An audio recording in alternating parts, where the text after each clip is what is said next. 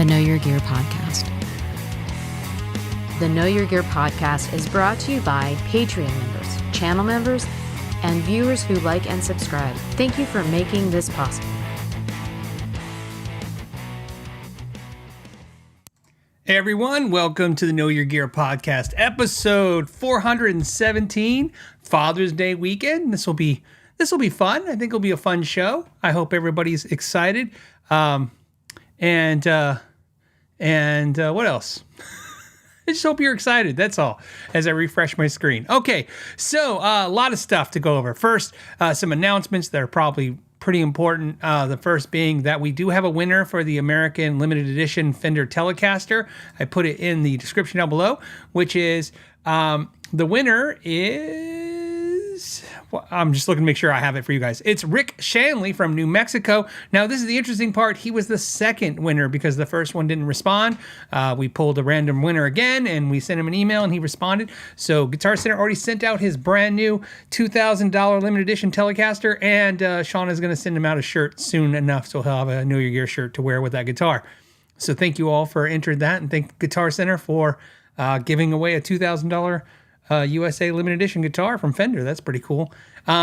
We have a lot of subjects to talk about, a lot of topics, and I'll just jump into them. Why not? Let's just get into them. We'll just move around the show a little bit. All right. This one was going to make me laugh, so I'm going to talk about this one first. Let's see. I say that, and then it's not here. Oh, here it is, right here. Came from Michael. Michael says, hey, here's a suggestion. Remember how Phil would drink band's beer during live shows? So yeah, for a couple years, I would do this thing where I would get an alcohol beverage from like a band like Iron Maiden and have beer and stuff. And he says, I say he brings that back except for drinking different Kool-Aid colors and gravy. And it's not going to happen. So not going to drink Kool-Aid. But this ties into two things since it is Father's Day weekend. What did I get for Father's Day? Well, I'm going to show you what I got for Father's Day. And I'm going to show you why I'm not going to drink gravy. So let me just show you this. I asked Shauna for this, and she made this, and we let the patrons see it this week. It is somewhere. Where is this? Oh, here it is. I had her make me this shirt. No gravy, please. This tone is pure. I don't know why. This just made me laugh. There was a lot of gravy jokes, a lot of gravy comments. And so I said, hey, Shauna, will you make me a shirt that says no gravy, please? And this tone is pure. She made me this shirt. So I got this shirt. And anyone who wants to buy the shirt, the link is in the description. It's a limited edition run we're going to do 14 days, but it started a couple days ago. So basically think there's 12 days left or something like that. So anyone interested in getting themselves a no gravy, please, this tone is pure shirt, you could do that. And if you love gravy and you hate tone, well then you don't get the shirt. Don't buy it. So, but I'm not. I don't know why this makes me laugh so much. It just does. So there you go. You could buy the shirt for a limited time, help support the channel, and or not. Maybe we'll make a pro gravy shirt. I don't know if this is an anti-gravy shirt. I wouldn't say anti-gravy, but I don't. Maybe we'll make a more pro gravy shirt. Whoa, never seen that do that before. Okay, just moved my screen out of my way and put another screen in my face. Okay. What else? We have Guitar of the Week, which has got an interesting, different thing to it. And let's go to our first subject. And the first subject was this one. There's a bunch, actually, so let me just hit this one. This one's from Fred. Fred says, hey, when you hang a mic on an amp speaker, it's misleading. Okay. The amp will sound different to the player who is at least several feet away from the amp. Okay. Why can't you use a room mic instead? Because that is the way the player will hear it unless they are using headphones. So there's a couple things going there. I guess at the heart of this question, it's kind of like when you make, I'm assuming making content, because I don't know what the reference would be for on stage. If you're on stage, you mic up the amp. That's how they do it on stage. And then the PA speakers are replicating what the mic is hearing from the amp, which is right by the cone of the speaker. Sometimes you have two microphones, one up on the speaker and one a little further back. That's a real common thing to do with amplifiers. In YouTube reviews, I can't tell you how everyone else does it. I can tell you how I've done it pretty much since day one. No, not since day one. Since, let's say, more professional time when I switched from using my phone. I used to use a Galaxy phone for the first, year or 2 or 3, I don't remember, with interface. But even then I was probably using 2 mics. But anyways, so the way I do it is that we mic the speaker cabinet, the speaker itself, and then we have a room mic, and they're blended based on what it felt like or sounded like in the room. That's what I'm trying to match. So there's a lot more going on these days now. It is dark in the room today, so you guys know. I can make it brighter, but not right now. I can't edit the stuff. Anyways, so back to the room and the room mics. The way it's done now is I'm trying to capture the most accurate sound it sounds like in the room, and that's what I'm after, because I'm trying to get you to hear kind of like an idea of what it sounds like. The thing that I find strange is when people, especially since I've been doing this for so long and I've done thousands of videos, I like when people go, oh, it doesn't sound like that in real life. It's too compressed, or it's this, or, look, whether you're listening to it through an iPhone speaker or a TV or, your computer, obviously all of those things are going to change how it sounds. The difference would be the same difference if you listen to your favorite album. So take a band that you love, an artist that you love, listen to their album through your TV, listen through their album through a nice stereo, listen to their album through your phone, listen through their album through your computer. Obviously, you're going to hear different, amounts of bass, different amounts of high end, a little bit more top end. It'll sound different, but generally it's the same. The reason I say this is when somebody says, oh, it doesn't sound like that. Somebody says, oh, YouTube sound, for guitar reference. Let's say they go, hey, I heard a guitar, but on YouTube it does me no good because I don't have a reference of it. And here's what's funny. I'm recognized over this last, let's say, almost decade. I'm recognized now as much by my voice as my face. Like I've been recognized in places by my voice. I've been at the NAMM show talking, and somebody came in the corner and they thought, oh my gosh, I thought that was you. I heard you. And I've been recognized at a grocery store from someone who literally never watched any videos ever of me, only listened to the podcast. And she was like, and she even said, I don't know what to think of it, but she's like, hey, are you the Know Your Gear podcast guy? And I said, yeah. And she goes, I didn't picture you to look like that. I was like, I don't know what that means. I didn't say that, but I was thinking. But anyways, my point is, if you hear me in person, it sounds like how it sounds in the videos. So my point is, if the guitar doesn't sound like anything like it does in the YouTube videos, then how come my voice sounds like it does? And there's probably a big argument there that somebody has. But I'm going to tell you that when I listen to playback of guitars, sure, it doesn't sound. I mean, obviously, it sounds like it did in the room coming through an iPhone.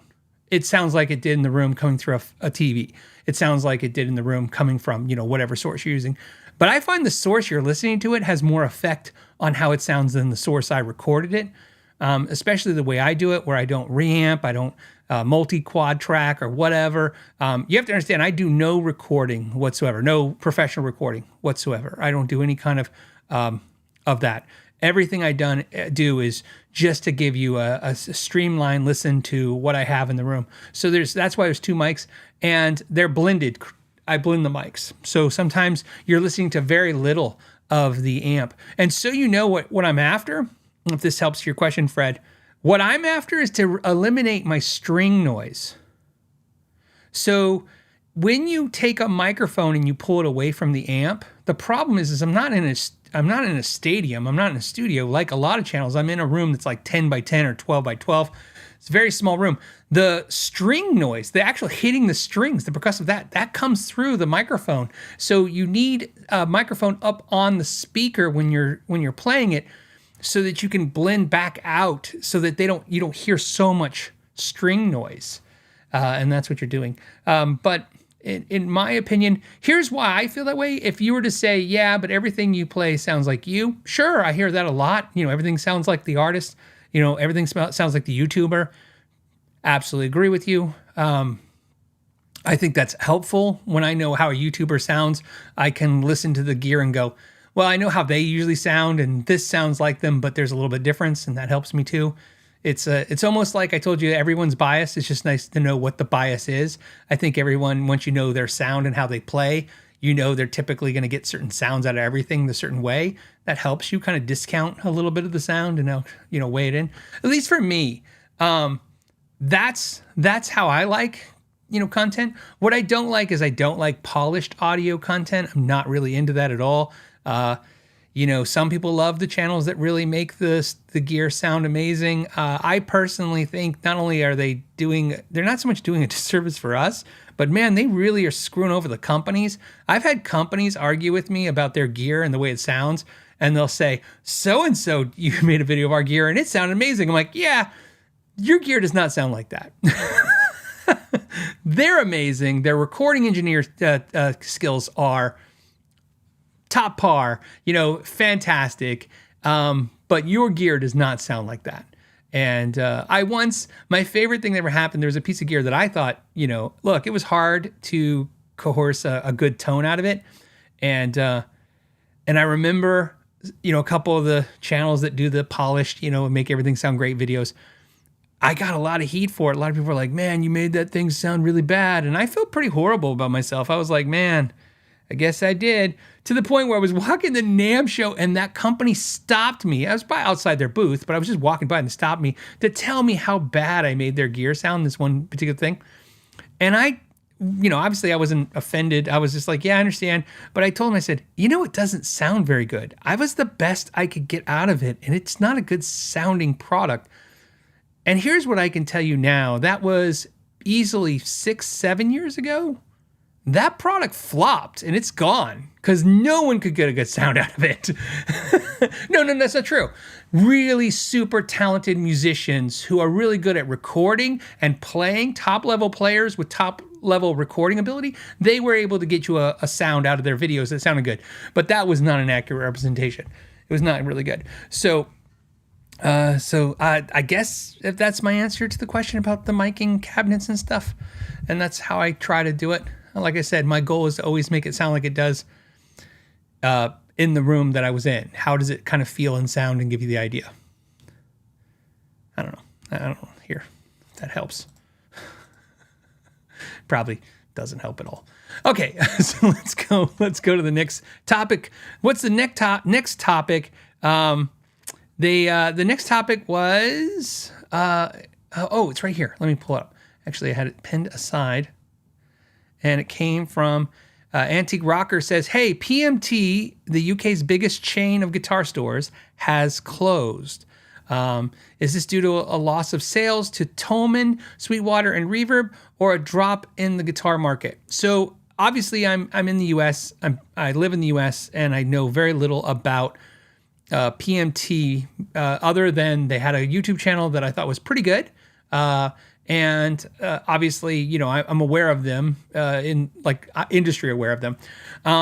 Size-wise, I believe they weren't as big as Sam Ash. My guess, and again, I'm going to guess some numbers, but I'm pretty going to get you pretty close.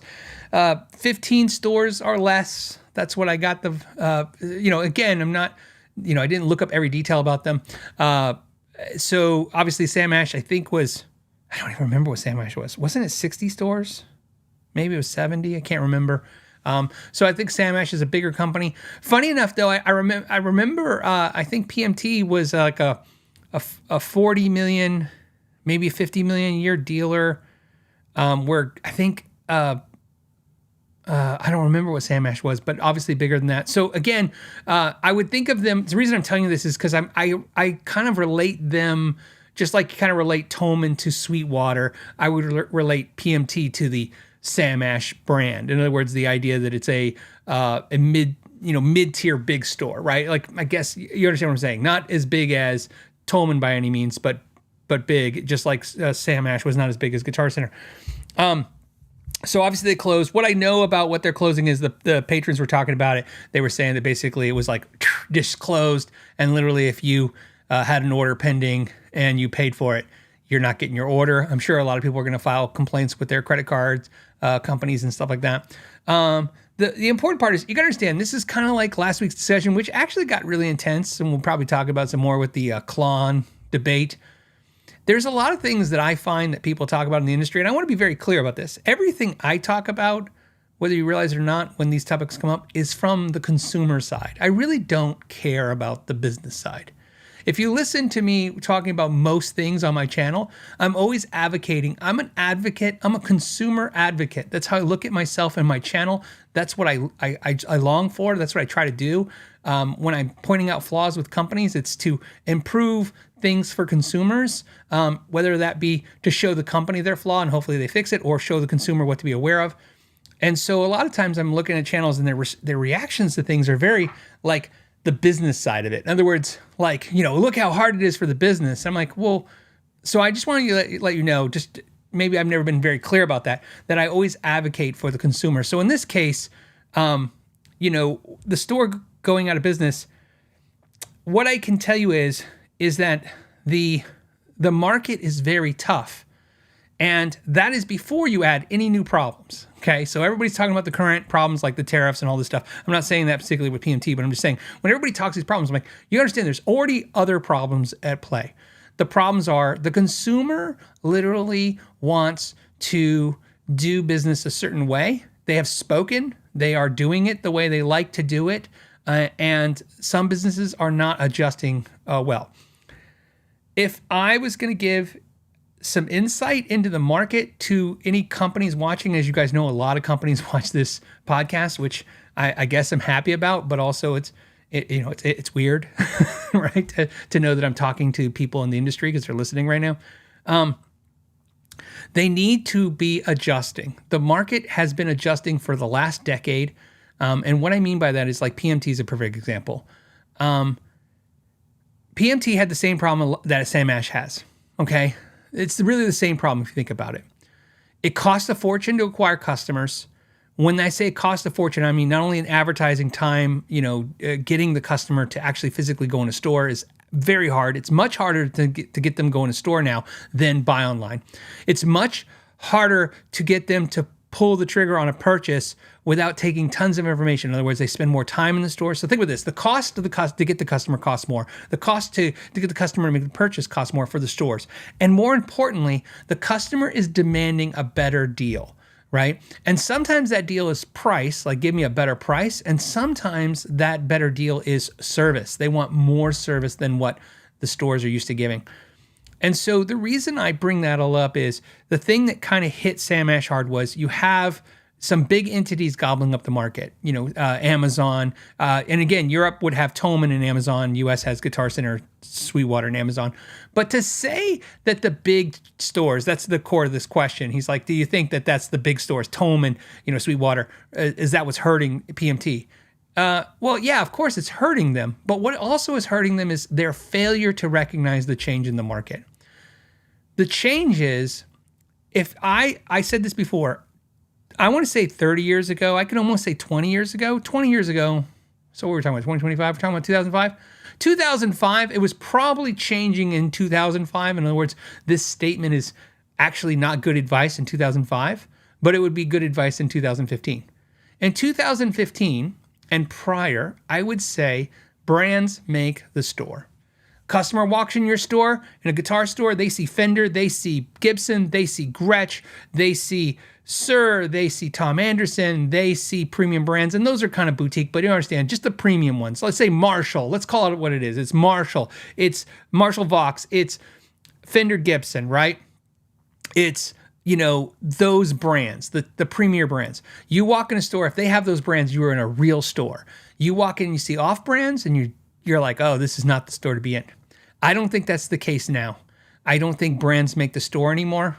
I think the store has to be made on its own merit, whether its niche is used gear, it's lessons, it's repair, it's having unique products. But more importantly, you got to take the time and you got to be honest with the customer. Here is the honesty to a customer.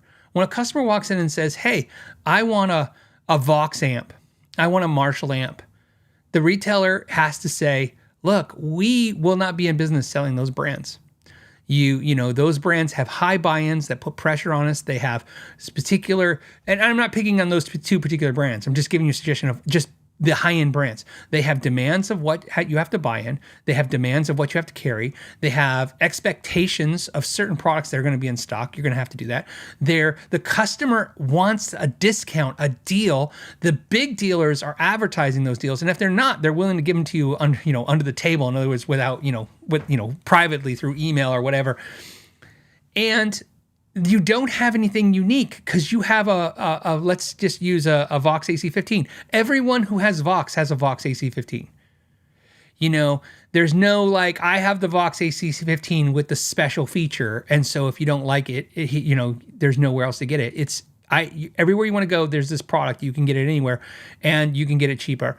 And they start discounting, and that's what Sam Ash did. Sam Ash, as you guys know, I did some videos at Sam Ash, not sponsored. I did videos where I went into Sam Ash and bought guitars. I was buying guitars from Sam Ash over Guitar Center because Sam Ash was cutting me deals. Not because I was a YouTuber. Had nothing to do with that. You just could walk into Sam Ash and they would drop price. It was just easy, like Guitar Center used to. But the reality is, dropping your price to make a couple customers happy is fine, but having to drop that price every single time on every purchase is just no way to make money and have that inventory that you have to clear through. And then it's not helpful to those stores when they're clearing through, $1 million of inventory at a loss to churn it, to say you have it. So I think this is what I've been saying for the last 5 years for sure. At least the last 200 to 300 episodes, I've been very consistent with the messaging, which is, I think this is not the death of small stores. I don't think the big giant entities are going to take over. I just think that there's no room in the playground for all of you. That you need to create what is unique about your business model. You need to give the customer something different. And yes, it will be a smaller base of customers, but those customers will go to you because they're kind of burnt out on the same deal, same price, same brand. Richard said cash flow is important. Sure, most of these businesses run on debt. So retail is a debt business. It's just how it's worked. When I told you guys this is an old story. I probably haven't told it in years. When I opened my store, we were a cash business only. In other words, we bought everything that came in our store. That was true for the first 2 years. So for 2 years, I never took a single product on credit until I became a Fender dealer, and Fender wouldn't allow me to pay. I had the money. So I was like, hey, here's my Fender order. I'm approved to be a dealer. Where do I send the check? And Fender was like, no, you have to go with FMIC credit. You have to be on credit. And I go, I don't want to be on credit. And they go, well, you could just pay it as soon as, but we have to put you on credit. We only do business if you're on credit. And they put us on credit. And what I learned from that is they look, I don't know if it was nefarious. It always feels nefarious. And they weren't the only ones. After them, it was many other companies too. But it was like, you would order stuff and then they would just go, oh, we're going to put this stuff on there too. But it's on your credit. It's on your terms. Everything's on terms. Just in other words, they were able to push it on the credit. Hey, we'll put it on the credit. We'll put it on the credit. So yeah, but that's when I learned retail is a debt business. It's a credit business. It's very hard to do it without any kind of form of credit, whether you want to or not. Like I said, I didn't want to. So we kept very low amounts of credit in the store. And again, much smaller store. I mean, we're talking, we barely crested, 7 figures a year, but still, it's still a hard thing to do with any retail. But like I said, I think I see it every day. I see it with what you guys purchase. I saw that Gabe, the CEO of Guitar Center, recently was saying that he is not afraid or bothered by, and again, I'm just generalizing what he said. He's not afraid or bothered by Fender and Gibson selling direct. I think that's a smart move to say that, to give confidence to your consumers. But I think I can't believe he believes that. It's absolutely problematic. Here's why. I'll say this over and over again. Again, I feel like a broken record sometimes on the show when I say these things, but I'm like, look, everybody, especially in the guitar industry, seems like they want to have the Apple business model. The Apple business model of like, oh, Apple sells direct to customers online. Apple sells in their own stores. Apple sells at Best Buy. Apple sells at, at Target. But that's because everybody buys Apple. Fender and Gibson, it's not that easy. They're not that dominant. They're not the, there's not enough market for everyone to play in the sandbox, like I said earlier. So yeah, it absolutely hurts Guitar Center. It hurts the mom and pops. I have no intention of ever opening a store again. But if I opened a store today, I would not put Fender or Gibson in there. And it's not because I don't like Fender or Gibson. I absolutely love them. That would be, and I know, and I actually think sometimes in the new world, when I'm talking to store owners, one of the things they say is like, if you don't carry those brands, that's all people talk about when they come in. Do you have Fender? No. Do you have Gibson? No. And then they leave. And I go, yeah, I get that it's hard, but that's where you have to, if you want to be in this business, you have to explain to somebody like, no, I can't afford to carry those brands, or it doesn't make sense for us to carry those brands. You could spin it if you want, and say, look, but I do carry these really good brands. And if you don't want to buy them, I understand that, but you're here in the store, check them out. You can't check them out, anywhere else. Check them out here. Try a G&L, try a Heritage, try a, another brand. Try what we have that maybe has less competition in the market and more margin, and try to figure out how to make that work. And really do used, because used really puts it, makes it easy for not to have to compete as much. But yeah, I'm sorry to see PMT go.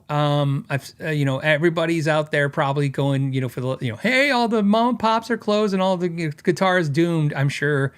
And like I said, I don't think that we'll ever get to an absolute zero when it comes to the mom and pop or the smaller guitar stores.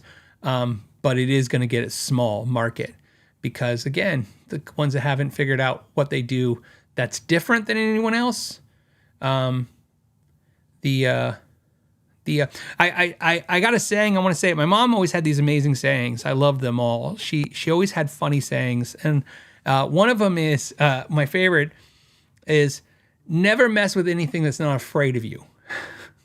That was her way of saying, like, if you see a bear, and it's not afraid of you. If you see a dog and it's not afraid of you, if you see anything, she meant it mostly towards animals, but she meant people too. If you see somebody and they don't seem to be afraid of you, in other words, afraid of doing something wrong to you, you should get the hell away from them, right? I like the saying, it doesn't really apply to the situation, but I kind of want to say, like, hey, if I was going to say anything about PMT and Sam Ash and all the other stores that we've lost, and I understand Sam Ash is online now only, but I would say Amazon, Sweetwater, Tolman, and Guitar Center, mostly I would say the first three, but all four, they're not afraid of you. So I would get the hell away from them. Yep. That's just my take on it. So to answer your question, I don't think that they were destroyed by Tolman and Sweetwater and stuff. I think they were destroyed by their own customers and their own decisions with those customers. And I think that's what killed Sam Ash too. An antiquated business model without adjusting. And I'd like to say I have the greatest idea for you, but if I did, I guess I'd be super rich. I just know what's not working because I can see what's not working. So that's not working. Let's talk to what Christopher says. Christopher says, hey, he tried the blue chip TAD 50 pick, the one we talked about last week, the $35 picks. He says, just got one. Hype is real. He says, yeah. Well, it's a $35 pick. It's, yeah, like I said, I told you guys I had two. I can't find one, but I found the other one and played it this week. I liked it. I forgot how nice it is. It is a nice pick. It's one of those things, like, I say this all the time when it comes to expensive pieces of equipment. It's $35 is a lot for a pick, obviously. I pay $5 for 12, so maybe $6 now with 12. It's a great pick. Here's why. It's $35. It's one of those things. If it wasn't great, it would be offensive, right? It's like when somebody goes, hey, is that $3,000 guitar any good? And I go, yeah, because if it wasn't, it would be offensive that it wasn't good, right? Because it's $3,000. So yeah. Declan says, top of the morning to you, Patrick. And inside joke. Okay, I won't tell the inside joke, but I'll give you the concept of what's coming from. Will you be picking up a Padauk zither stand for your new Nuno guitar, my new Padauk Nuno? No, I'm not going to get a zither stand. I have so many zither stands, and they have my logos on them, and I love them all, but I have too many. When I say too many, I have one too many. Because one's in my garage, and that's not a good place for it to be. But, I can only put them so many places. So you guys, he's calling me Patrick.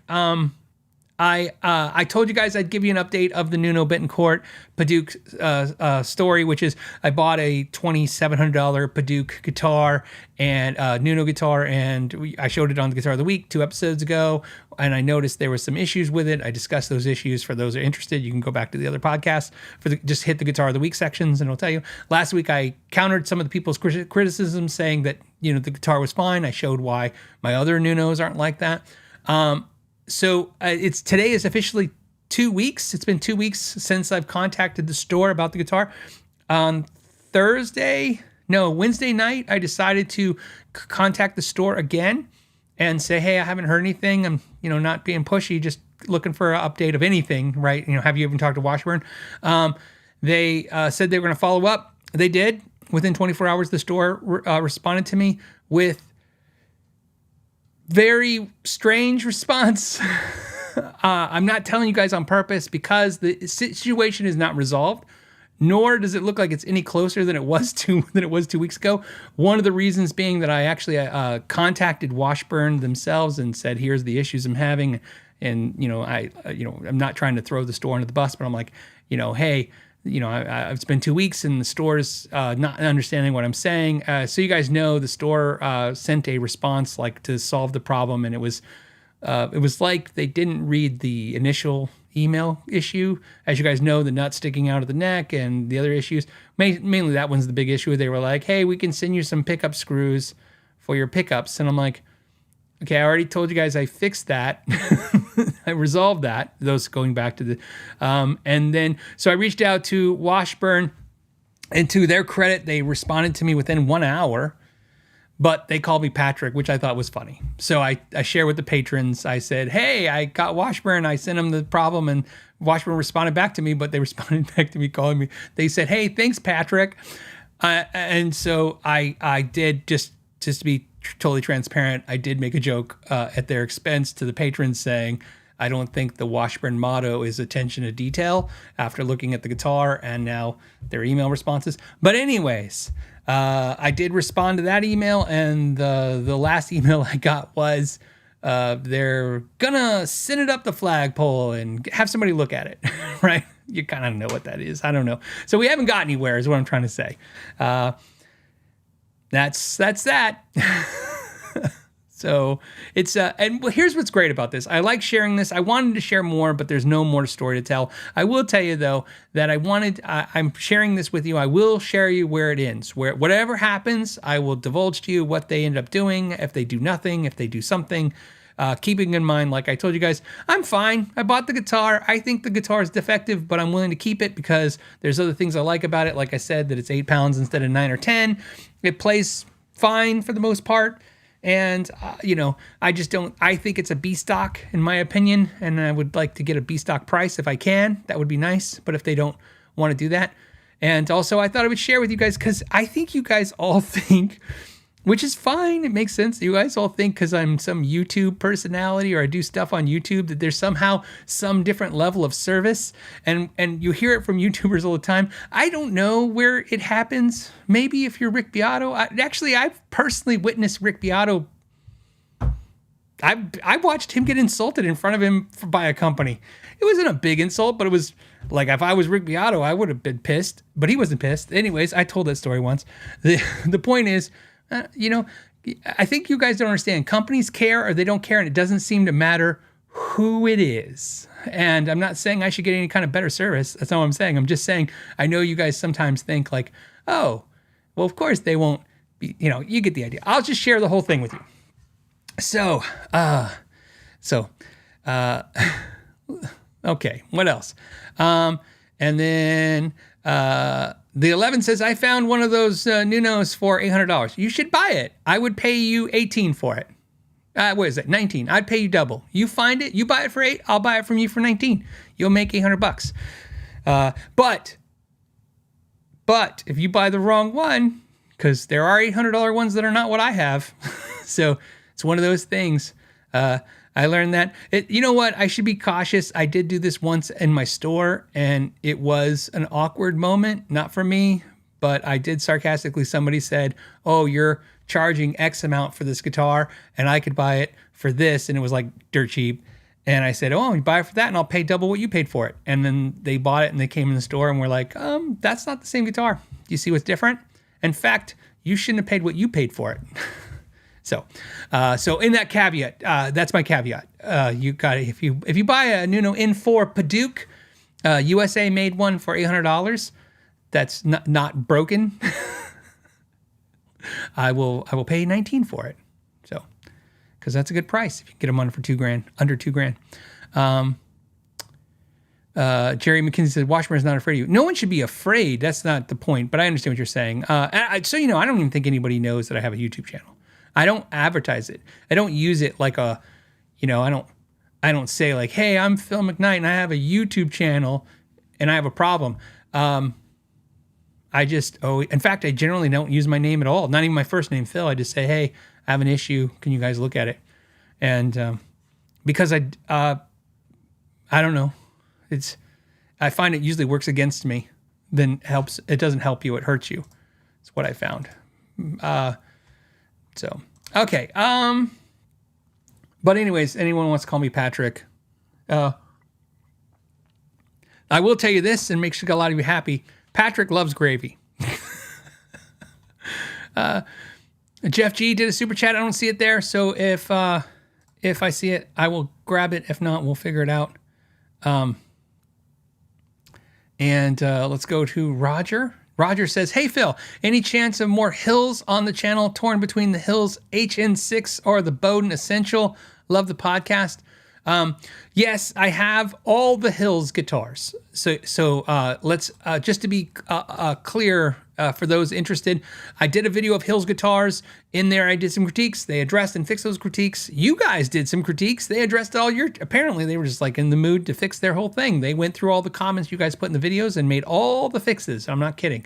Anything you guys suggested, they seemed to go for. So I asked them if they would send me their new line of guitars, which are currently in stock. So they sent me a left-handed, a right-handed with tremolo, a right-handed, a 7-string, all of them. I have a video coming out with all of them. I'll go over them. The answer to your question, though, is super easy when it comes to Hills versus the Strandberg. If you like the Endure neck, you should go Strandberg. If you don't like the Endure neck, you should go Hills. I said it before. I like the Endure neck. I do not love it. When I say that, it means exactly what I said.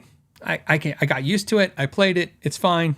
I think Strandberg made a mistake in not making a $1,000 traditional neck. I think it's because, I get it. It's their brand. It's the Endure neck. But to me, it's allowing companies to make guitars that are like their guitars and get it into the market. Like Hills, let's just call it what it is. I would suggest, like I just did to you, a Hills guitar is also made in Indonesia. It's also high quality. It's less than $1,000 and it has a traditional neck. And if that's what you're looking for, plus you can hang it on the wall, which is great.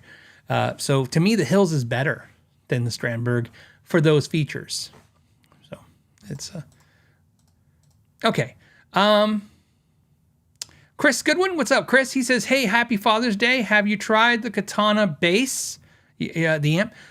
The Phil Jones bass is great practice amp, but I'm looking for something that'll get over loud guitars better. Yeah, the Phil Jones stuff's not more of a jazz rig or at-home practice amp. I have not tried the Katana bass, so I don't know. I have no reference of it at all. Bass amps that I like that are small and affordable is the Fender Rumble series and the Ampeg stuff. That's, again, both very affordable. I find them to be really good, punch way above their weight. And actually, I feel like the Fender Rumble bass stuff is just, good enough for any situation, super light and super affordable. It's the way to go. It's just the way to go. And I think they look good because they look like traditional Fender amps. So unless you just don't like Fender, but I think Fender Rumble, and of course, I don't know, let me look.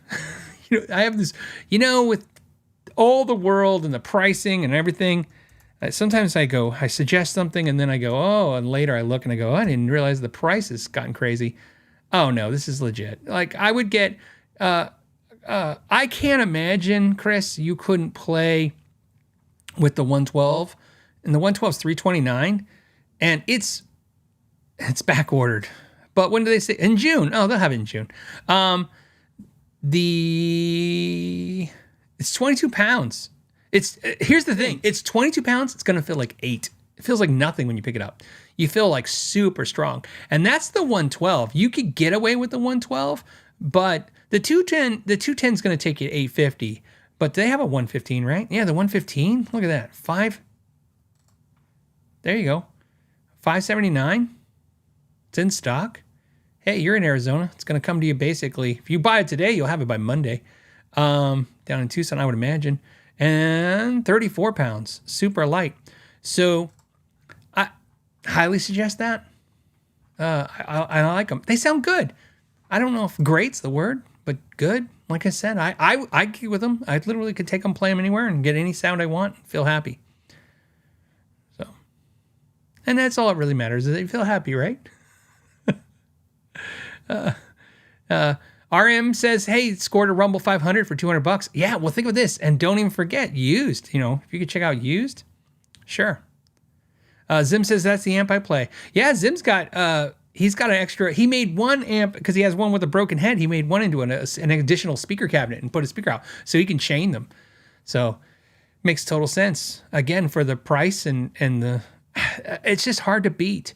The thing that's great about them is, so if you don't understand, what happened was when Fender bought, they bought SWR, which is Stephen W. Raby's company.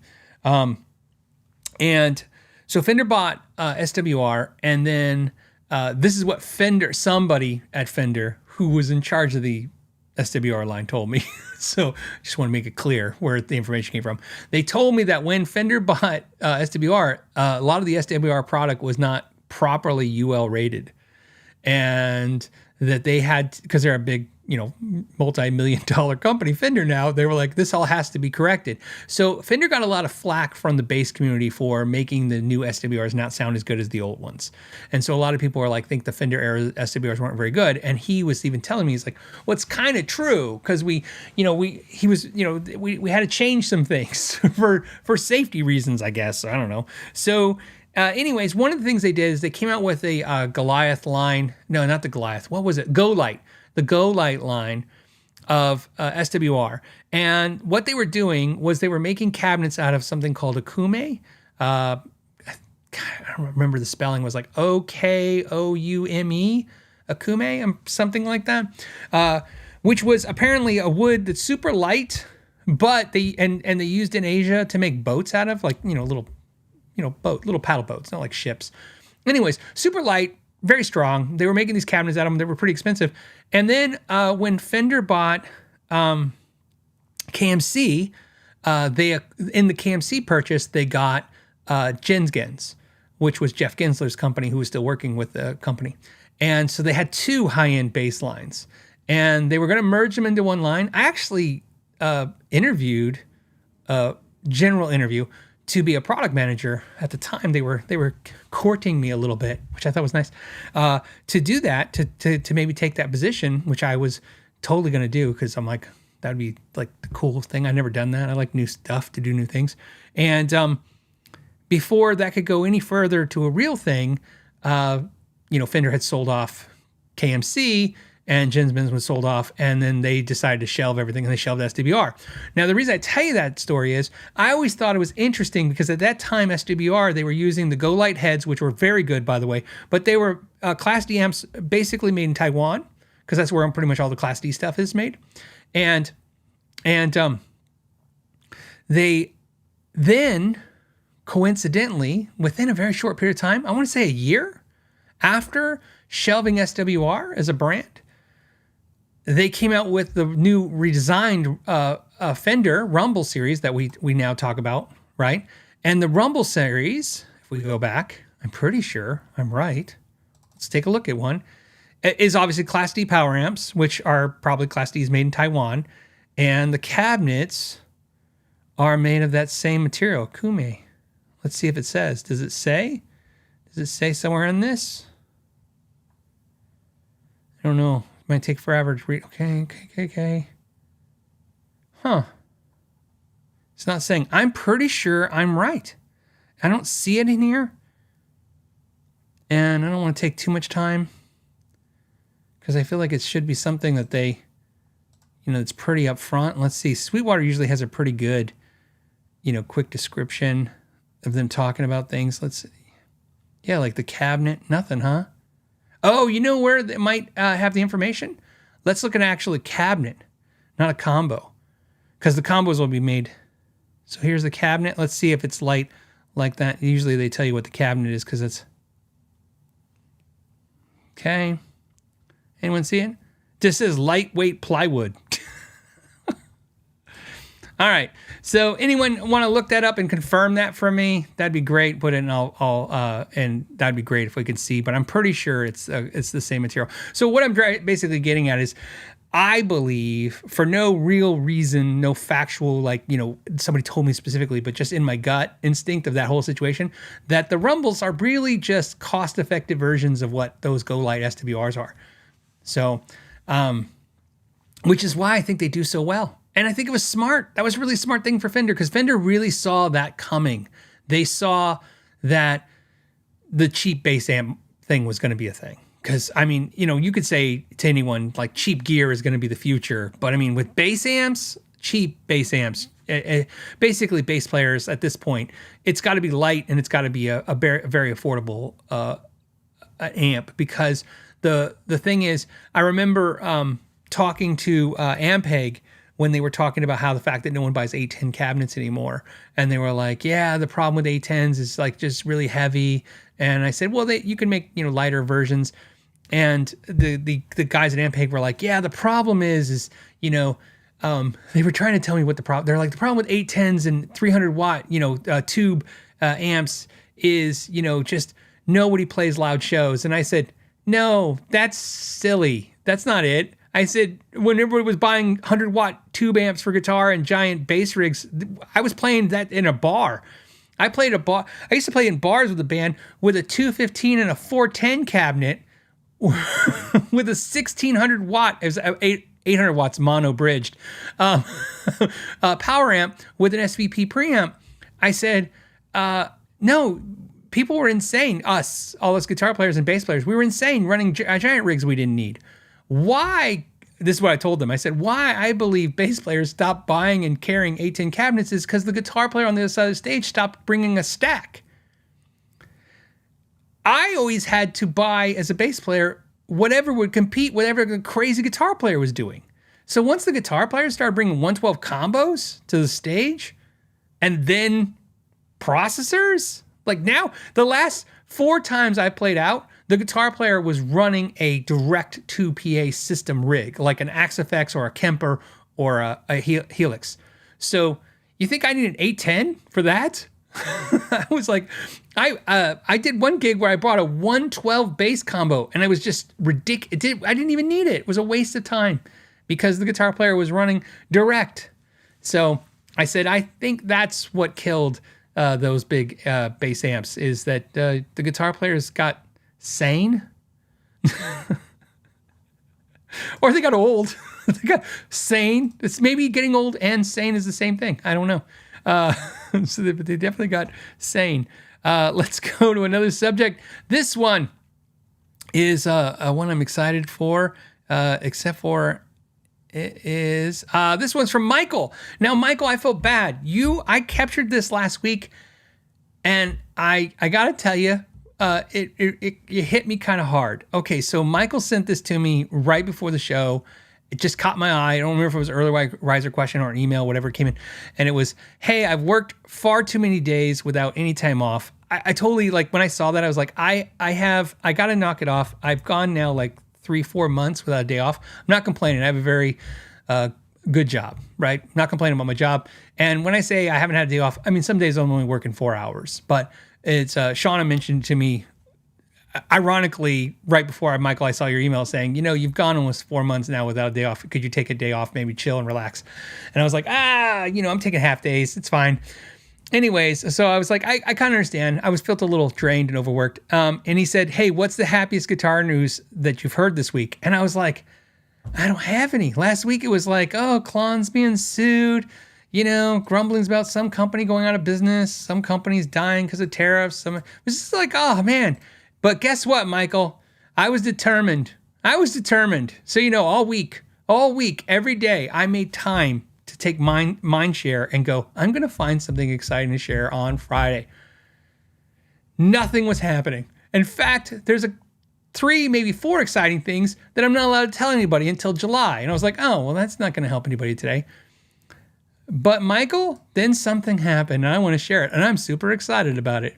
And some of you are going to be excited and some of you are going to hate this. And I don't care because it's awesome.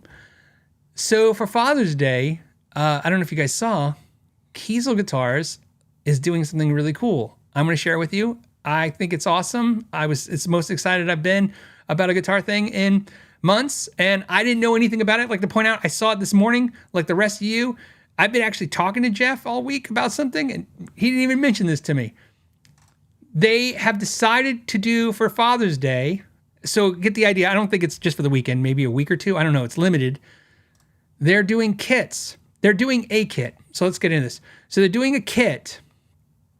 So it's a made in USA complete headless guitar kit for $8.99. So if you're doing the math, somebody just asked me about the Strandberg guitar for $1,000 made in Indonesia, which is a quality guitar. This is a USA made hip shot bridge, USA pickups, USA. You can get an ash and alder neck, and you see they kind of wired up the stuff together. So it's pretty easy.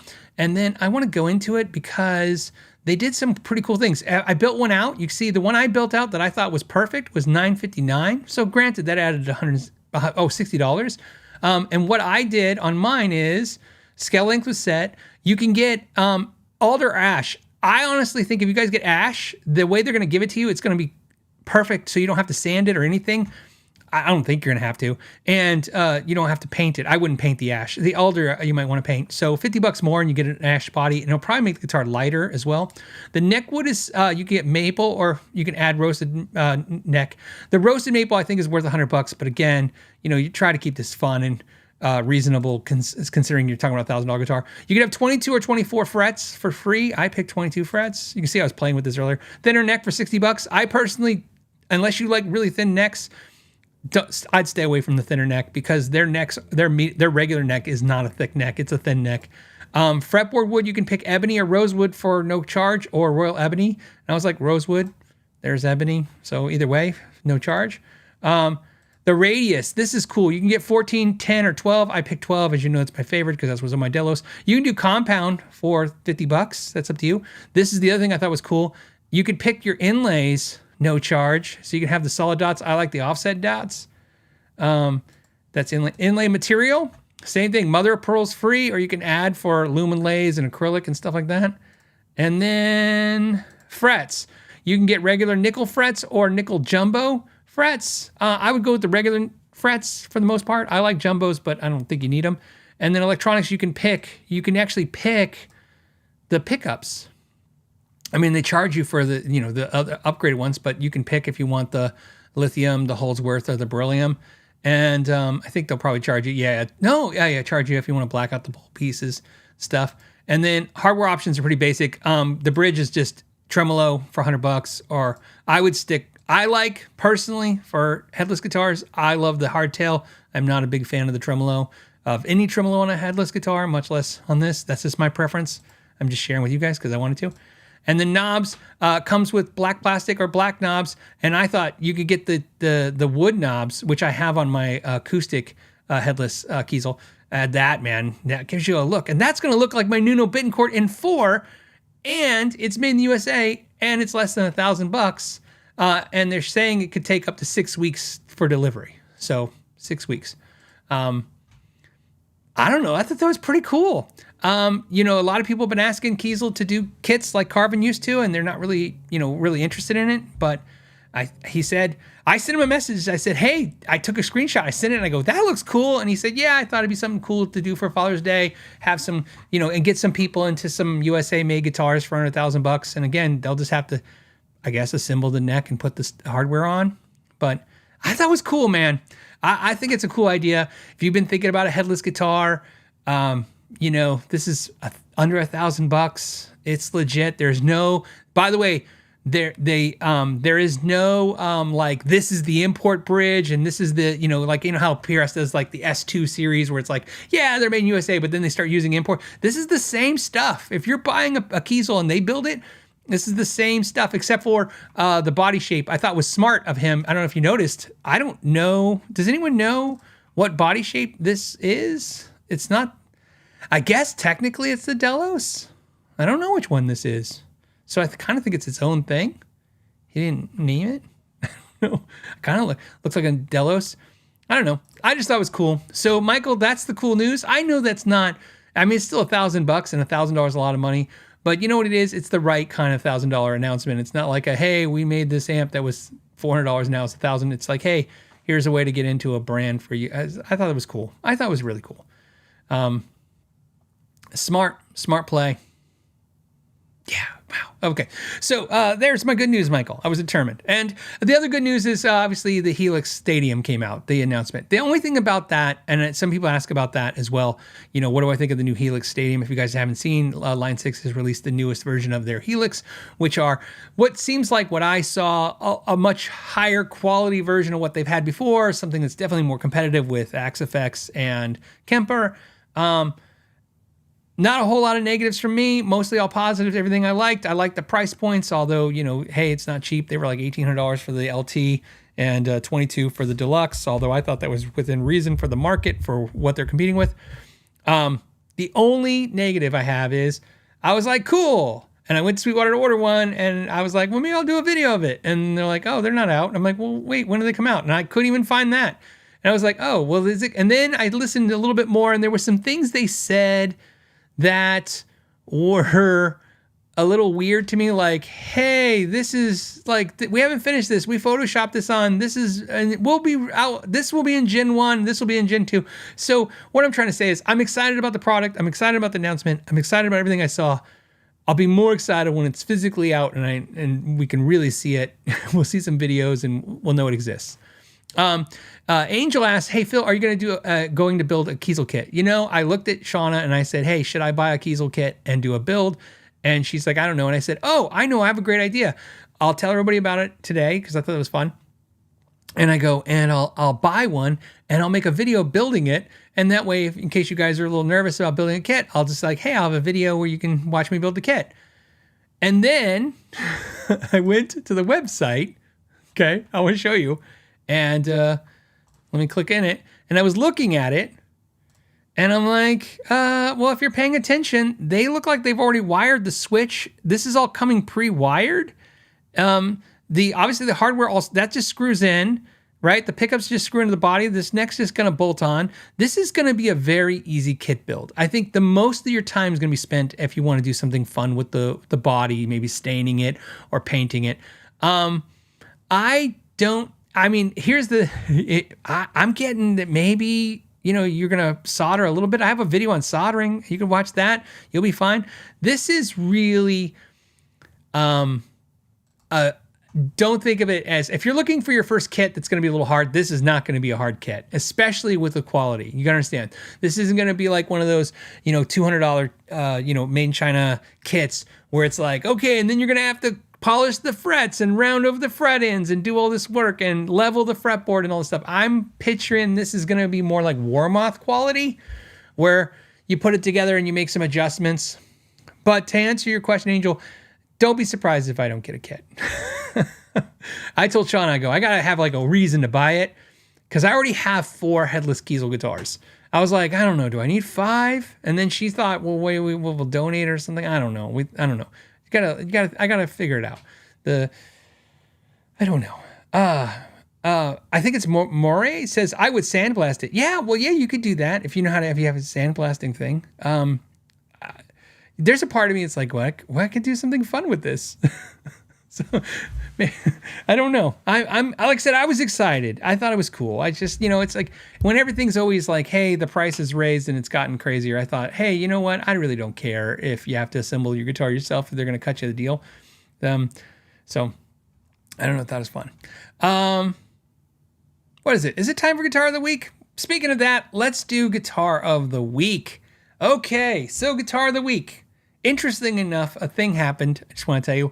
There was a Guitar of the Week. It was a very special guitar, and something happened. Not negative, just something that just made it not make sense to be today. So next week there'll be a very exciting Guitar of the Week. So I'm telling you that because I'm had to throw together this guitar of the week last minute. So today's guitar of the week is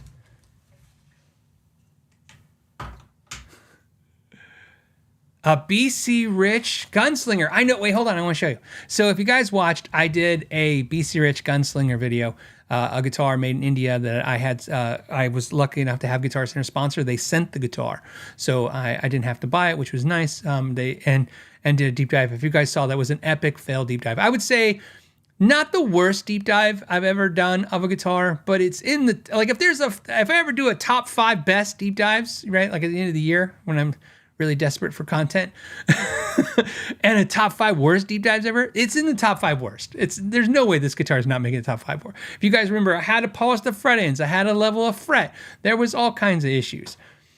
So the guitar's here and I was like, okay, what am I going to do with this guitar? I got to do something with it. It's my problem now. So I did this not knowing it was going to be Guitar of the Week. So here's what I did to it. This is the BC Rich Gunslinger. So let me tell you what I did to the guitar, and then I'll play it for you and let you hear it a little bit. Let you take in the new BC Rich Gunslinger. So what's different? Well, first of all, if you notice, I added some pink straps because, hey, it's 80s, right? I added a pink DiMarzio Superstortion. No, I'm sorry. DiMarzio Tone Zone. I wish I put a DiMarzio Superstortion in it because I think if you think of this guitar, I think of the Super Distortion, but I didn't have one. I had a pink Tone Zone, and I'm like, I'll use that because I had it. I switched out the springs in the tremolo to the FU Tone red ones, and I put a tremolo block or a block on the back. So now the tremolo doesn't go backwards, which helps with the tuning stability. It didn't have a lot of issues, but I thought, hey, let's help it out a little bit more. And then I did a full setup, which I already kind of done. If you guys are patrons and you see my weekly clinics, you'll know this was a guitar of one of those clinics that ended up needing a crap ton of fretwork. In fact, after I did it, I had to redo it in front of you guys. It was a little embarrassing. Not a lot, but I think everybody learned from that. Like when I said, sometimes everything doesn't go as well as we hoped. So I thought, can we redeem this guitar? This guitar, the word BC Rich, on that, if you go to that video, okay, I'm almost glad sometimes when videos don't go viral. That video did well, but not for the channel. It's not in my top, hitters by any means. I feel good that it didn't do great because sometimes I feel bad when a guitar is really bad and then the video does great because then you're just slapping the company in the face. But the word embarrassed was used so much in the comments in that video, like BC Rich should be embarrassed. This is embarrassing for BC Rich. And I was like, yeah.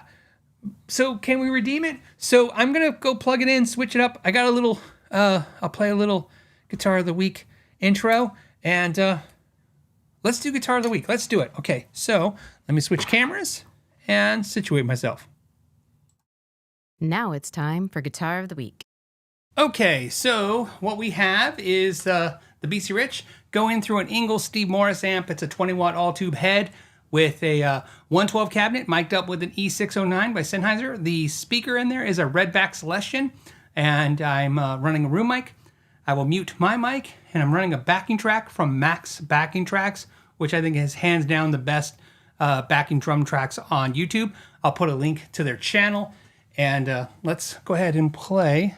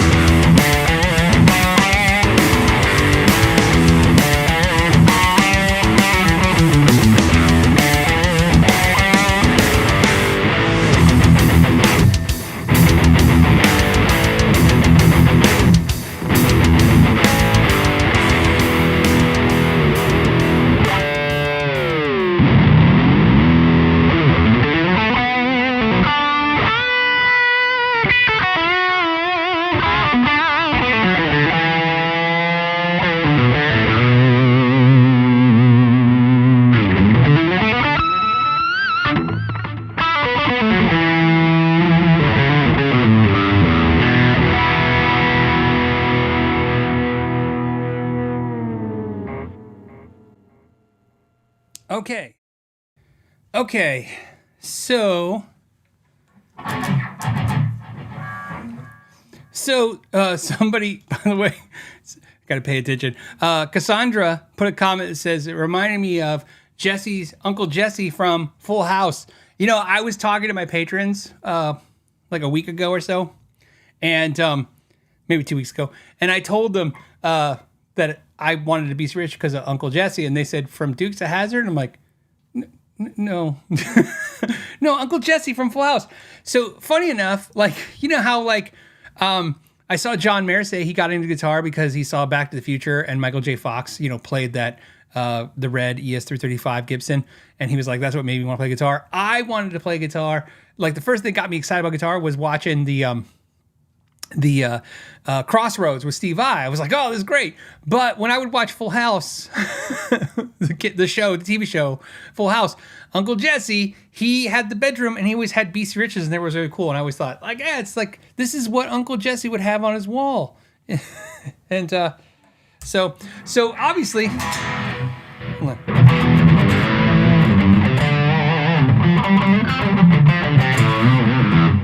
So I think the guitar is a little redeemed. It's a little better. Somebody said, I saw in the comments that it looks like a poor... Look, this was a very streamlined guitar. And, you know, I'm still not going to say... Oops.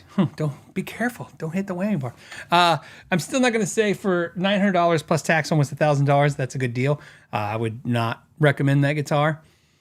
But, you know, at least it's not a boat anchor anymore. That's what makes you sad when you do a video like that. You're like, oh, well, the guitar gets to stay, but what am I going to do with it? So I was like, hey, let's lemonade that sucker. So I put in a different pickup. I want to say better, just a different pickup, and did some setup, and there you go. So there's that. There's the guitar of the week. So for those, and it's redeemed. I'm going to say it's redeemed. Hawkhead 418 says, who wants the Jack Butler Jackson? You know what's funny is you'd think as much as that movie had an effect on me, you think I would want the red sparkle Jack Butler Jackson. But the problem I have is in the movie, the headstock had no logo, so I had no idea what it was. And this is back then, you know, you didn't Google it, you didn't see anything of it. I just never knew what that guitar was. So to me, it was like, at that point, as a guitar player, I was like, or not even a guitar player. I wasn't even a guitar player yet. When did that movie come out? I think before I even played guitar, because I remember, let's see. I'm going to share a funny story with you. Speaking of the internet. Okay, so the movie Crossroads, 1986. I started playing guitar in 89. So I obviously had an effect on me years before I started playing guitar, but I wasn't playing guitar at the time. So again, I just went. And then here's what's really funny. This is why I laughed. I laughed because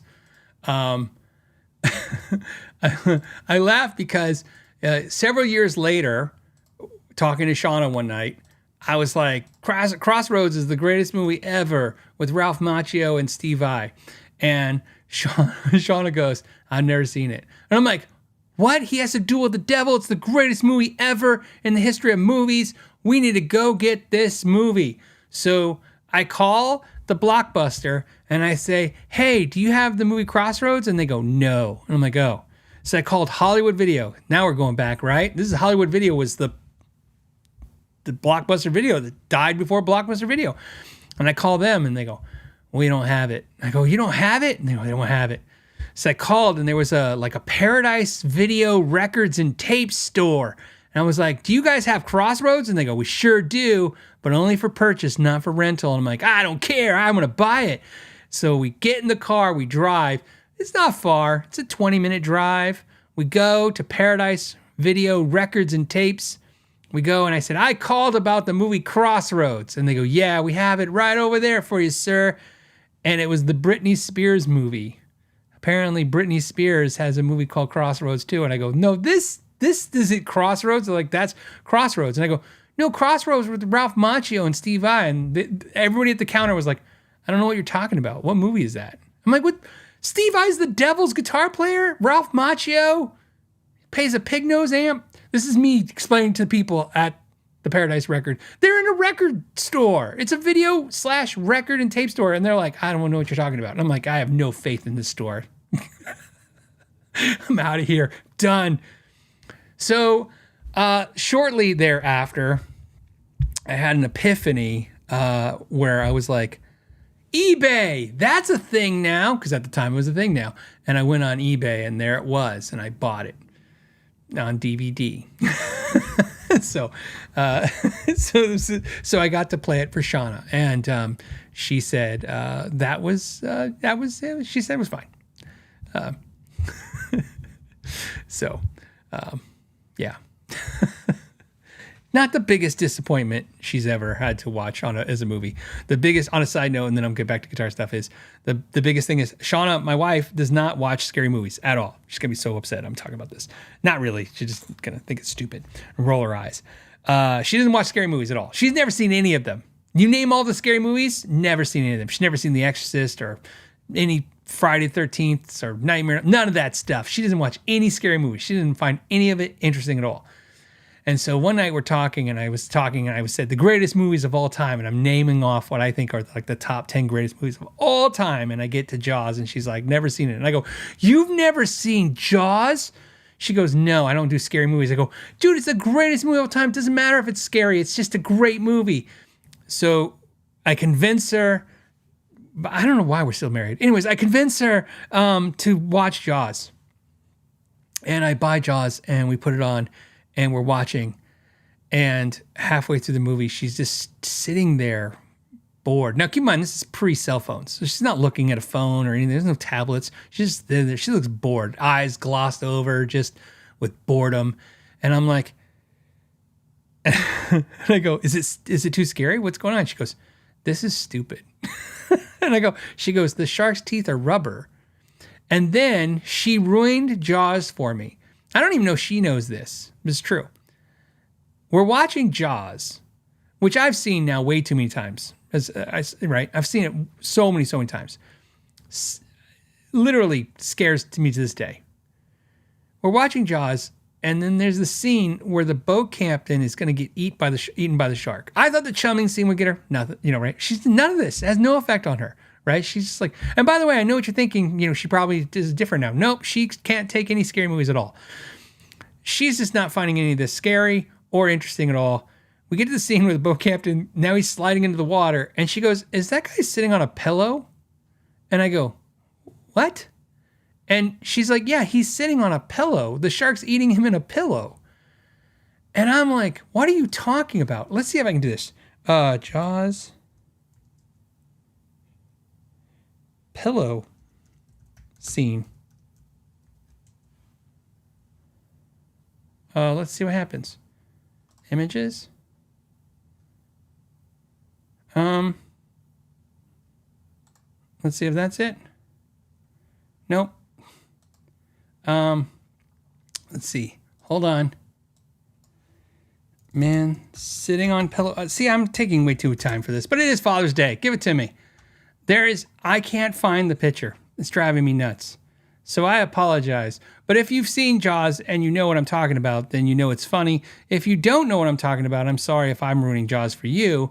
But the scene is where, here, watch. Man, getting eaten. Let's see. Doesn't show the picture. But anyways, if you go to the scene where the captain gets eaten by the shark and he's sliding down in the shark's mouth, they put, and then we now realize, because you can Google it, they put a pillow behind him, like he's sitting on a pillow. That's how bad it was. They left it in the movie. So Shauna ruined Jaws for me, but at least she wasn't scared. That's the end of that. That's the end of that story. So, yep. Quint's shark eating scene. Yep. Yeah, I know.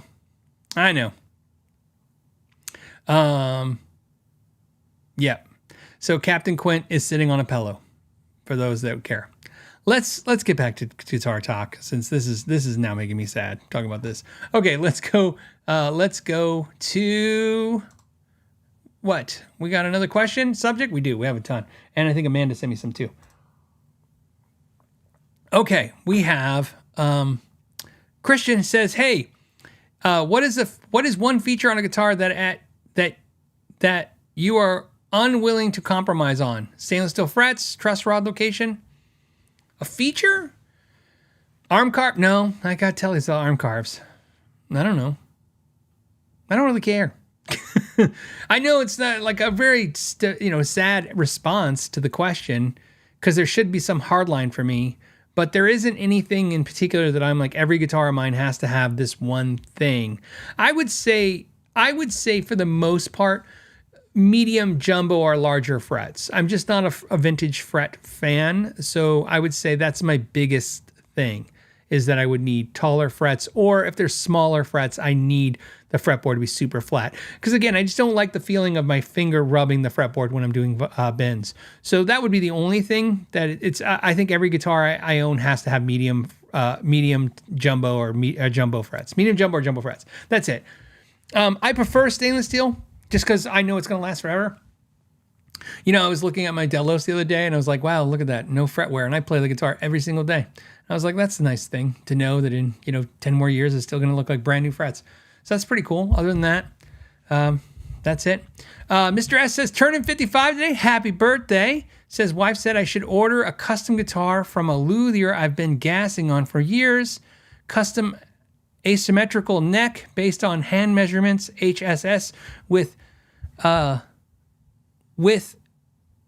noise cancellation. Oh, yeah. Okay, humbug. Okay, Forever Guitar. Happy Dad's Day. Dude, congratulations. Tell your wife she's awesome. Anytime the wife's like, anytime anyone's for you buying a guitar, they're a good person. You need them in your life. When somebody says you don't need a guitar, you don't need that negativity. They need to go. But she's great, so keep her for sure. And thank you for the super chat. And let me know. I'm curious. What is the guitar? When you get it, let me know what it is. I'm curious. Seth says, "Hey Phil, I find myself being somewhat elitist when looking at new guitars, particularly about country of origin. I think that's a big hang up for a lot of us. Sure, USA, Japan, and hardware specifications or original Floyds versus 1000s. Valid in 2025. Budget is 2K to 5K. I am the thing I hate. And I don't know how to fix it for the most part. But being aware of it has got to be some kind of good thing, right? Let me tell you why. I am the thing I hate. There's a person I don't know his name. I don't remember him, but I don't like him. He is the guy, the salesman at the guitar store that made my first real amazing guitar almost not happen, but on top of that, it not exactly what I wanted. And I tell you that story because I want to tell you where it came from. I want to tell you how it happened, and then why I'm affected by it like you. So when I graduated high school, my mother said, "What do you want as a graduation gift?" And I said, "A guitar." And she's like, "That's you got a guitar for your 16th birthday?" And I'm like, "Yeah, well, that was like 2 years ago, basically, right?" So like, I want a new guitar. I want an Ibanez. All my heroes are playing Ibanez. I want an Ibanez. And my mom, she agreed. She decided to make it happen. So we drove down to Guitars Etc. in Tucson, Arizona. And I walked in the store, and there was an Ibanez RG770 in purple with purple knobs. They had 3 colors of that RG770. I think they had a black one too, so maybe 4. They had the laser blue, they had the red with, and then they had the purple. I wanted the purple. I saw it. I was like, "This is amazing. That's the guitar."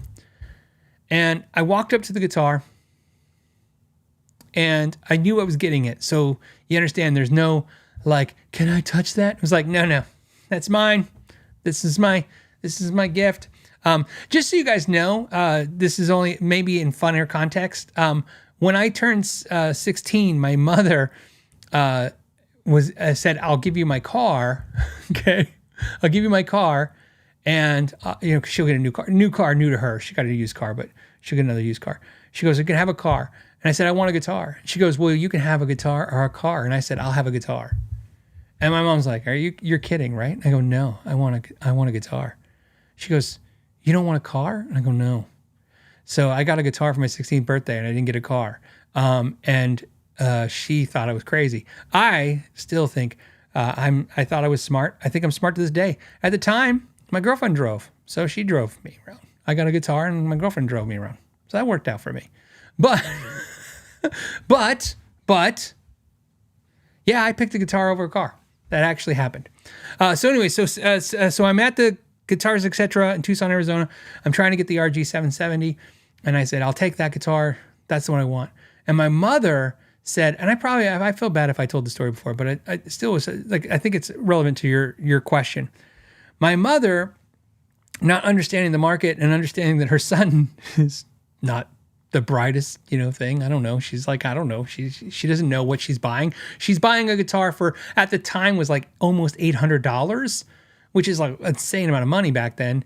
It's an insane amount of money now.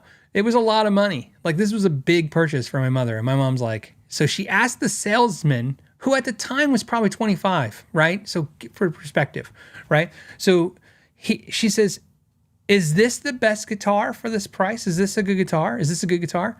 And then he said, the thing that I hate about myself now, and I don't like him for, which is he says, no, you should buy an American Strat. These are made in Japan.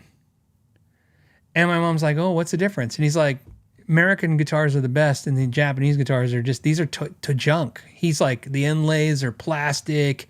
It's just it's just not a good guitar. I didn't want a Strat. Nobody I wasn't paying attention to at the time. No one I was like, well, wanted to be like had a Strat. I wanted an Ibanez, and I just couldn't handle it emotionally. I was like, I don't want this Strat.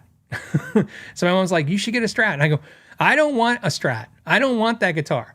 To me, Strats, all I knew about Strats, and obviously life's different now, was that all my friends who had junky guitars like me, my first guitar was a JB Player, was a copy of a Strat. All my friends had Honers. All my friends like me, their first guitars were Strat copies. So to me, Strats are like what beginners got. They were just boring guitars. I was like, I wanted something flashy and cool. And so I wanted this guitar.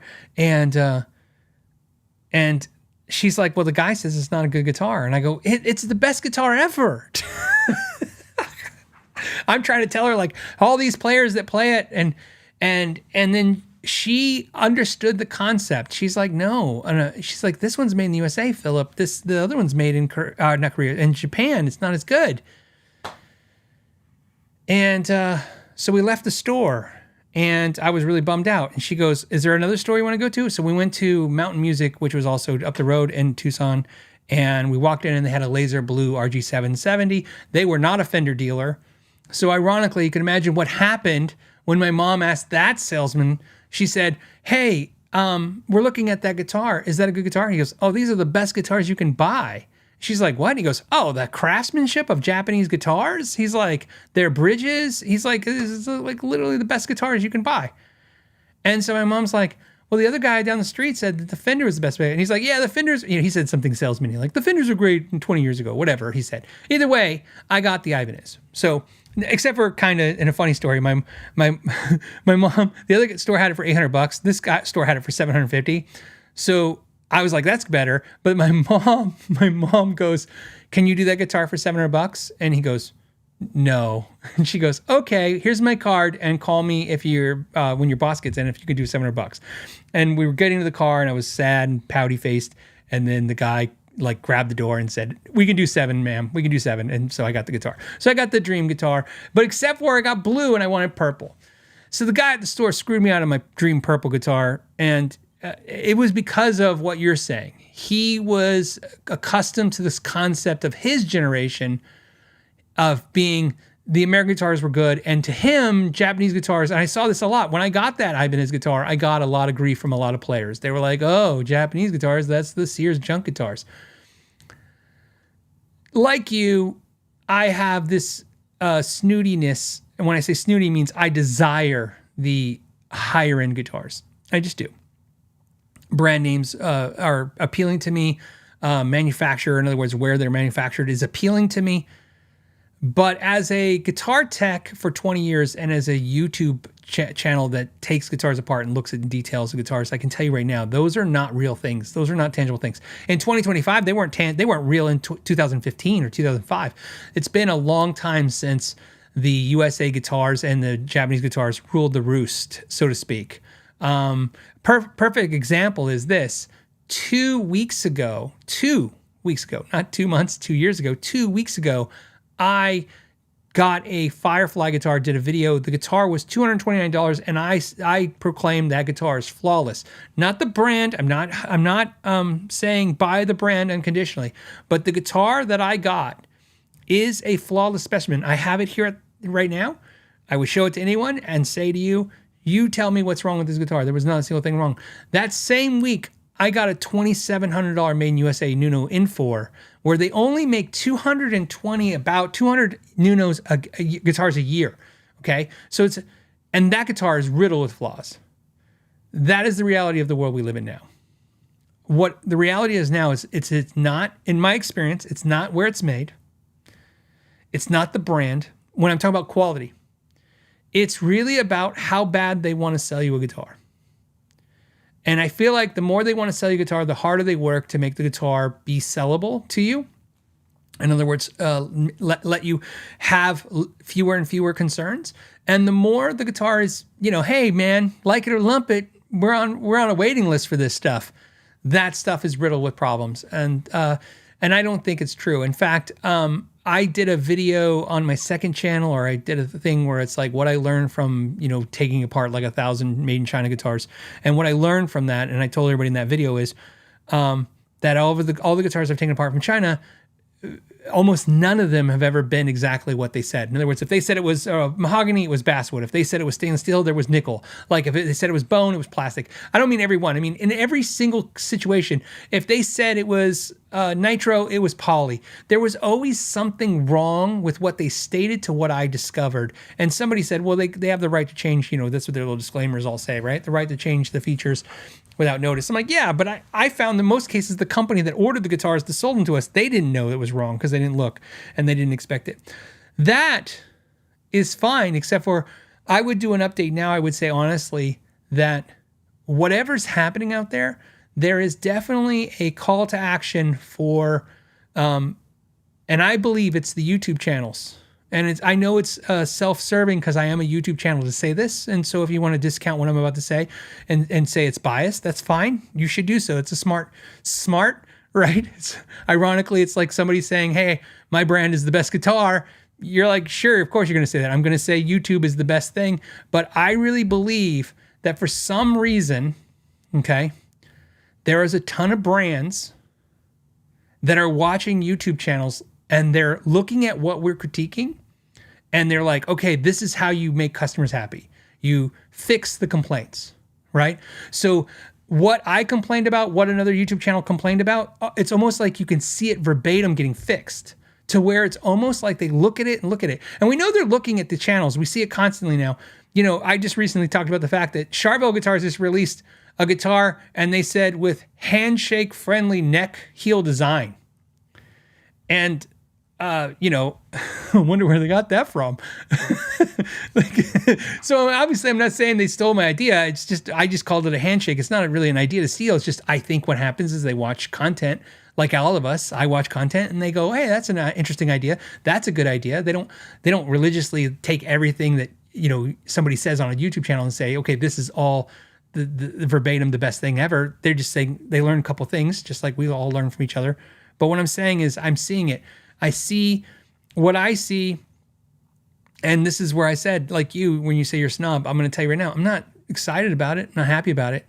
I don't like saying that the cheap Asian guitar builders are outpacing and building better product at a faster rate than everybody else.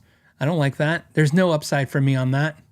As a content creator, it's not an upside for me. As a veteran, proud American, to be like, hey, America makes the best guitars. That's something I want to say. Wherever you live, I don't care where you live. Wherever you live, you want to say your thing is the best thing too. We all want to be winners. I want to say American guitars are the best. I can't say that honestly.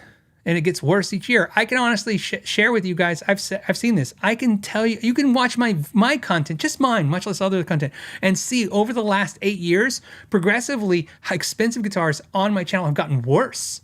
If you look at what I was picking at 5 years ago, which I'm picking on now, I'm picking on way more things now.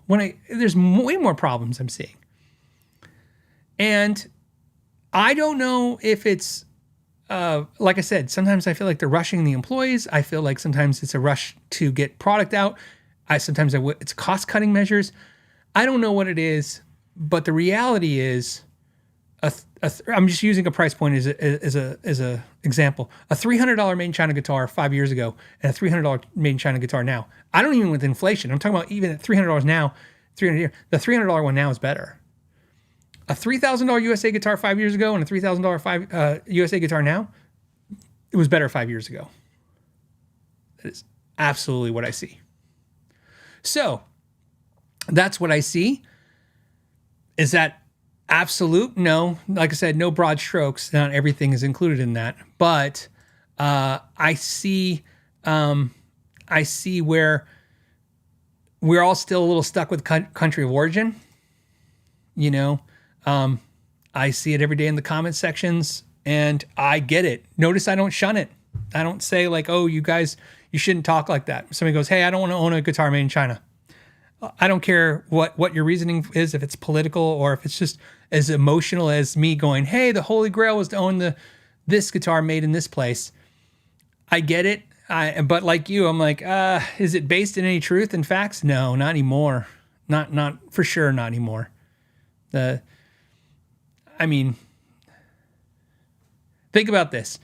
I'm trying to think of like just recent brands recently. Most of the high-end guitars I've checked out in the last couple of years, at best they do, hey, not bad. It's not bad. It's $4,000. It's pretty good. Pretty good. I told you guys I got a PRS hollow body too. It was $5,000 and the nut wasn't glued in the right spot. It was slightly adjacent. And I've talked about that. It was during COVID, and there was probably some issues with the employees in the factory and stuff, but I don't get $300 guitars with issues like that.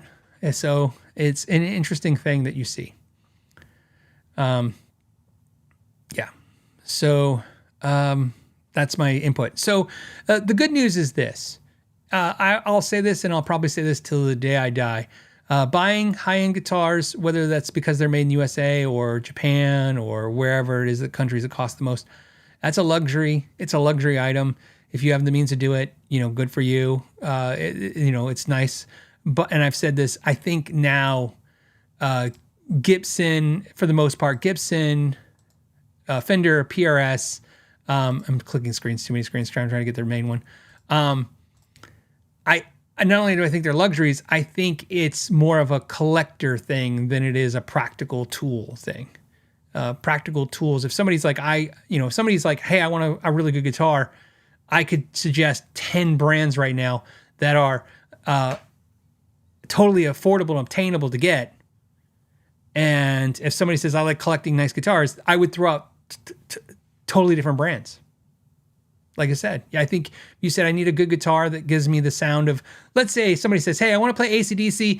I've learned all their songs. I want a good quality guitar. I go, just get yourself an Epiphone SG, totally quality. If somebody said, yeah, but I want a guitar that's a good investment, when investment not only just for what they resell it for, but just for time.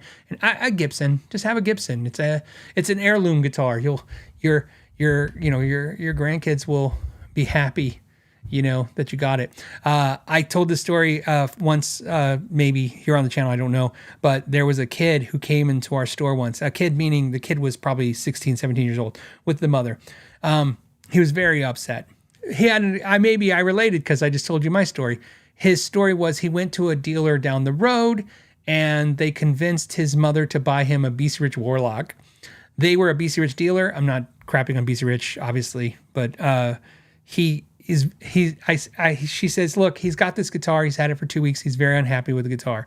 I said, okay. She's like, I don't know what to do. Okay. Okay. So let me ask him a question. I asked him, I said, what do you like to listen to? And he goes, I love John Mayer and Stevie Ray Vaughan. And I'm like, why'd you get a BC Rich?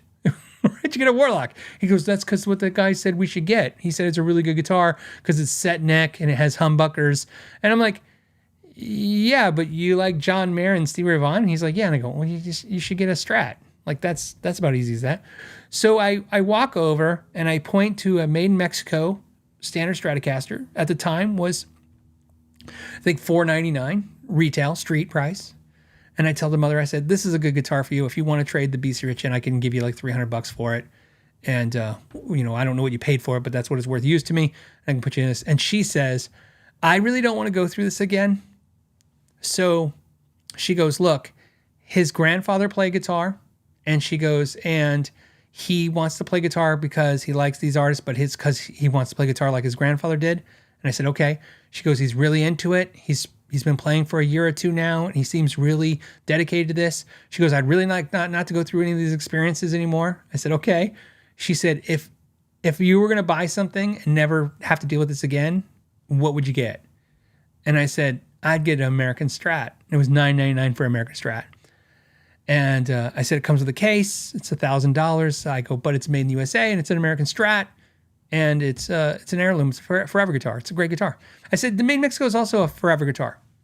And she said, is it a really good guitar? And I said, well, let me put it this way. I looked at the kid and I said, when did your grandfather start playing guitar? And he said, when he was my age. I said, if your grandfather bought an American Strat when he was your age and he handed it to you now to start playing it, you and your mother would go to the moon with how great of a gift that guitar would be. I said, so if you give your grandkid, when he's 16 years old, this guitar, that kid's going to lose his mind because this guitar is going to be one of the best things ever to give him. And so she got the American Strat. So that's what I mean by heirloom guitars. It's not that I said the American Strat's better than the Mexican Strat. I just think, like I said, it's this thing that people want us, we yearn to obtain for some reason, even though the main reason the reason they used to yearn for them is because they were quality guitars and you got junk. Now everything's kind of quality at every price. You just yearn for it for all the reasons that Seth just said. It's the country of origin, it's the brand, but those aren't the tangibles of quality. That's the tangibles of what I said. It's a status. All right, Brian S. says, appointments to sell, trade at Guitar Center. Is this real? Brian sent me this message before, so I'm sure he's recapping it. So Brian lives in Florida, so you guys can share with Brian what happened. So Brian, I want to say 2 Saturdays ago, I thought, Brian, that's when I saw your message. Brian decided, probably inspired by the idea to get rid of some gear and thin down the herd. He took some guitars to the Guitar Center on Saturday in Florida, and when he went there, they said that they're not taking guitars unless you have an appointment. And he asked me if I'd heard of this. I had not heard of it, although I saw that there's on the Guitar Center website, they're saying by appointment, or not by appointment only, but they're suggesting that you get an appointment. Has anyone had this experience? My first thought right now is the sand at the beach comment I always told you guys about. Look, you're bringing sand to the beach. Right now, they got a lot of sand. I've been in 2 Guitar Centers in the last 2 weeks, and both, in my opinion, were loaded up with a lot of the same type of used gear, especially a lot of cabinets and stuff, a lot of stuff that, they don't need. And I know Brian has really nice stuff, so I know it's not a question of they didn't want his gear, for the sake of that. It's not good stuff. He has really good gear. But it doesn't matter if it's really good gear. They probably just aren't, they're not in a need for it. This isn't to excuse the behavior. I'm explaining it. I'm like, obviously I think it's bad business. You're there, that sending you away is never a good idea, right? There's money walking out the door instead of in the door. But I'm more curious, and I think Brian is too, if you guys have had the experience, especially after the show's playing, if you can put it in the permanent comments, let us know if you went to Guitar Center and they shunned you away and told you to get an appointment. It'd be good to know that especially since I have a video out there, it's like, hey, I went to Guitar Center. But I'd like to point out I think I said in the video, I hope I did, pretty sure I did. And if not, I'm recapping it now. I went on a Monday. I usually suggest going to Guitar Center doing the slow days, Monday, Tuesday, Wednesday, midday, if you're going to do trading. And one thing I didn't ask Brian was, Did you ask if you could just leave the stuff and come back? That's another thing I've done. Again, it's not always like the thing to think about, but I've done that at Guitar Centers. I come in, even they told me once, this is about a year or two ago, I went with some stuff and I said, hey, I want to drop some stuff off. You guys can take a look at it. Call me when you have a price and I'll come back. And they were like, well, we can do it right now. And I'm like, no, I'm not walking around for an hour. You guys just call me when you have a price on everything. And they did that. So that's usually a good idea too. But I don't know if in Brian's case, it's not like I have a Guitar Center. It's 15, 20 minutes for me. So it makes it easy. But mostly all my purchases with Guitar Center has been online. I keep buying used gear online from them. Right now, if you're looking for used gear prices, that seems to be the best deals out there, which again, I think it's because they want to move as much of this inventory as possible. They have a lot of it. Texocali Station says, hey, my Fender Tweed case spring loaded latches broke. I emailed G&G case company. No response. Why? Can these be replaced by removing the brads and swapping it out? Probably, I would imagine. It's a Fender Tweed case. Why didn't, I guess you would contact G&G because they built it, but I would contact Fender. If that makes any sense, Texocali Station. I know what you're thinking. Like, Fender didn't build it. G&G built it. But I don't know if G&G set up like that. In other words, like, you got to think of it the way I'm thinking of it. Just tell me how. I'm going to tell you how I think of it. I think of G&G as thinking as Fender as the customer. Like, if you bought a G&G unbranded case, now you're a G&G customer. In my experience, it's a Fender case, so it's a Fender problem. So you call Fender. Now, I know I'm not talking about warranty. I'm just talking about calling Fender customer service saying, hey, I have a case from you guys. It's broken. I need a part to fix it. And then they should get you the part and go that route. I don't know. I can't imagine they're going to charge you more than what G&G is going to charge you, because G&G is not going to wholesale you the part. So they're going to charge you the retail no matter what it is. That's what I would suggest, especially since Fender's set up for it.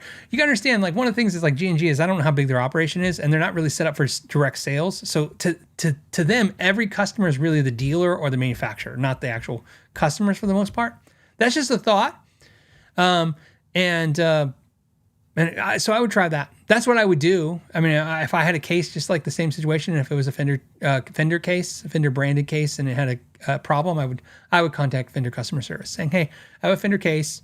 They're going to ask you stuff like, where'd you buy it? Did you buy it new? If you bought it used, you're just like, yeah, I bought it used, but it's a Fender product and I need it fixed. I want it fixed. How do I get it fixed?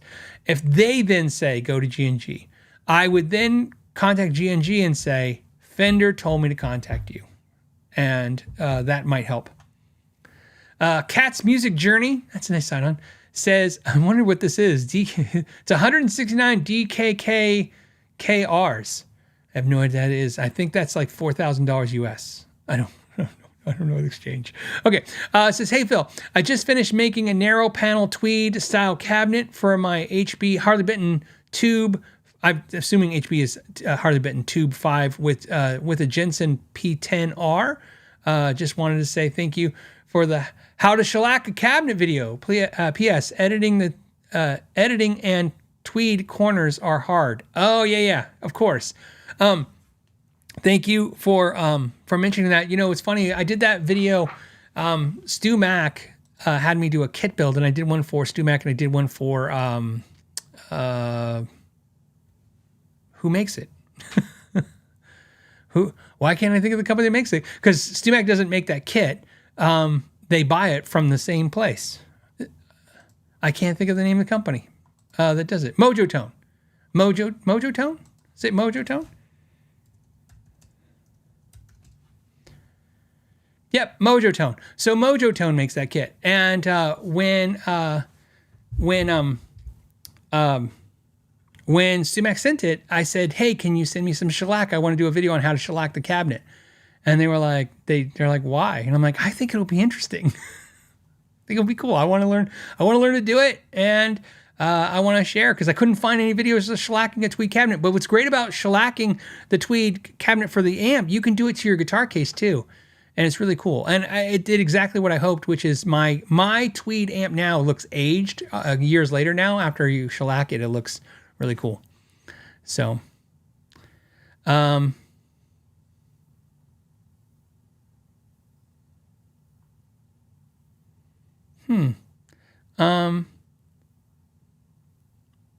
I like that 60 Cycle Steve knows that the DKKKKRs are a Danish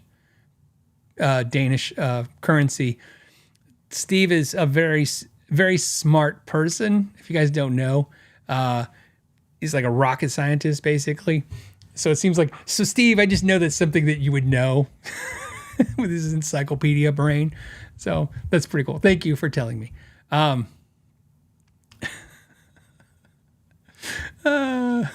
right.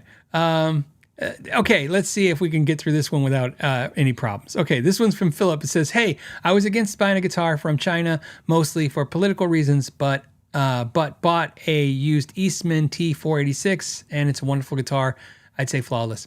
You know, look, I get it. Like I said, I'm not here to judge anyone for anything. It's everyone's got to figure out their own life, right? That's just the reality of things. And so the reason I say that is that's my disclaimer to say, I understand some of you guys are going to pick some of the reasons not to buy from companies, sometimes for other reasons other than the quality or, you know, anything other than that. It could be political. It could be, environmental reasons, you know, and it could be, philosophical reasons, right? There's all kinds of reasons not to buy from a company besides just the product quality. But what's funny about that is, and thank you for saying that, what's interesting about that is I've had a weird experience, and I like to share it with you guys when it comes to that stuff. And this is where you guys might read it as, Phil just doesn't want to be political. Well, I don't, but that's not what I'm talking like this. It's because when I work with a company, and I don't mean like a company that pays me, I mean like when I work with a company, I reach out and I say, hey, I make content. I'd like to get this product. I'd like to work with you guys. Or just I go to events or situations, you know, like I meet people. I meet people like you guys. I meet you guys all the time. I meet people. And when you meet people, it changes your views. The problem I have, for me personally, and I'm just sharing with you, is although I have opinions too about all kinds of things, political, when it comes to other countries and other places and all things, including my own, you know, right, countries and stuff, country. The problem is that to some of you guys, you might see like, oh, this guitar is made in Indonesia. I don't like Indonesia. Okay, maybe that's the thing. I'm not trying to dissuade you from it. I just want you to understand my way of thinking. I don't think of it that way. I think, oh, June is a good person who loves guitars. When I think of China, I think of Roger likes guitars. You know, I know this person who likes building guitars and they just happen to live in China. And to me, it's not a political thing anymore for me. It becomes like when somebody's like, oh, I hate that guitar because I hate that country's policies. Again, I'm like, yeah, but the person that made the guitars, if you met him, he's just like you and me. He's just really into guitar and he wants to hang out and talk guitar on Friday. And so that it makes the world a lot smaller for me because I deal with the people in it. And so it does change the way I think about a lot of things, but I still have a lot of opinions about stuff, so you know. But again, I like to stick to the channel with we grade the quality, and grading the quality, that's where I've landed. I've told you guys. Amanda says, people meet me. Yeah. Yeah. So I don't know. Like I said, everybody do what makes you happy. Now, if you're here on a Friday, look, everybody's aware the world's a mess all the time, and sometimes worse times than others. If we're here now, it's because we all love guitars, and this is what we want to talk about, at least for a couple hours, and then back to the real world. Okay, so let's talk about... oh, this is fun.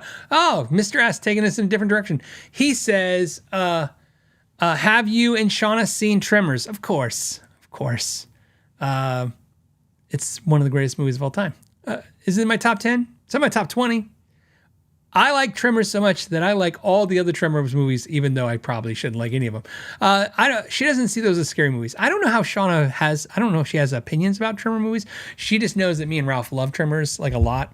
Absolutely love. Oh, she loves Tremors because she loves Reba McEntire. So do I, by the way.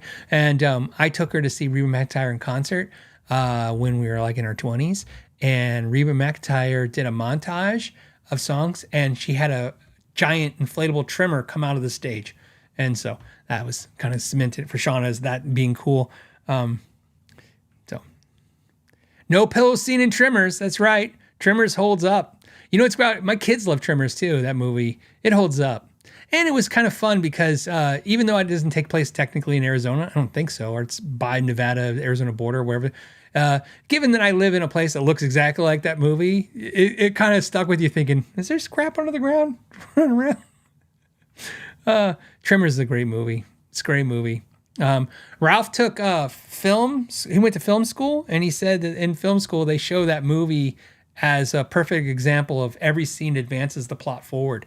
So there's your fun fact. I don't know if it's true. It's just Ralph, when he got out of class one day, he goes, hey, today they were talking about Trimmers. And I'm like, what? He goes, yeah, they said it's a perfect example of a movie that every scene advances the plot forward. So, okay. We need to button this show up so we can play guitar for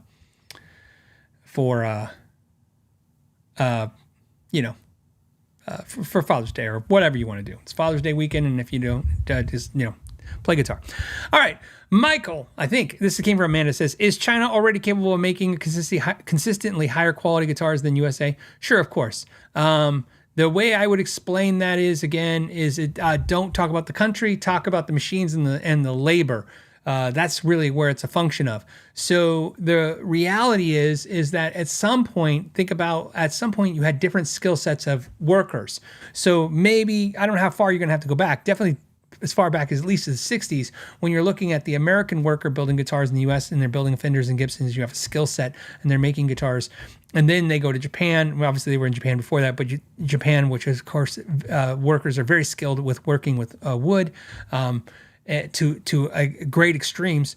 You have a skill set and you teach them how to build the instruments, a more of an electric guitar instrument than what they were building. That is not the case anymore. Like, they have to teach the workers how to build in each country. But you can understand, like, there's Haas CNC machines everywhere. Like, there's a machine doing most of the work. So those machines, like, they can just plant that anywhere. It doesn't know what country it's in. It doesn't care. And I always use this analogy because I used it on a Reddit, Ask Me Anything, and I love it, which is somebody asked me, same question you asked me, can a factory in China make a guitar as good as an American guitar? Is it possible? And this is what I said. I said, this is the analogy I love using.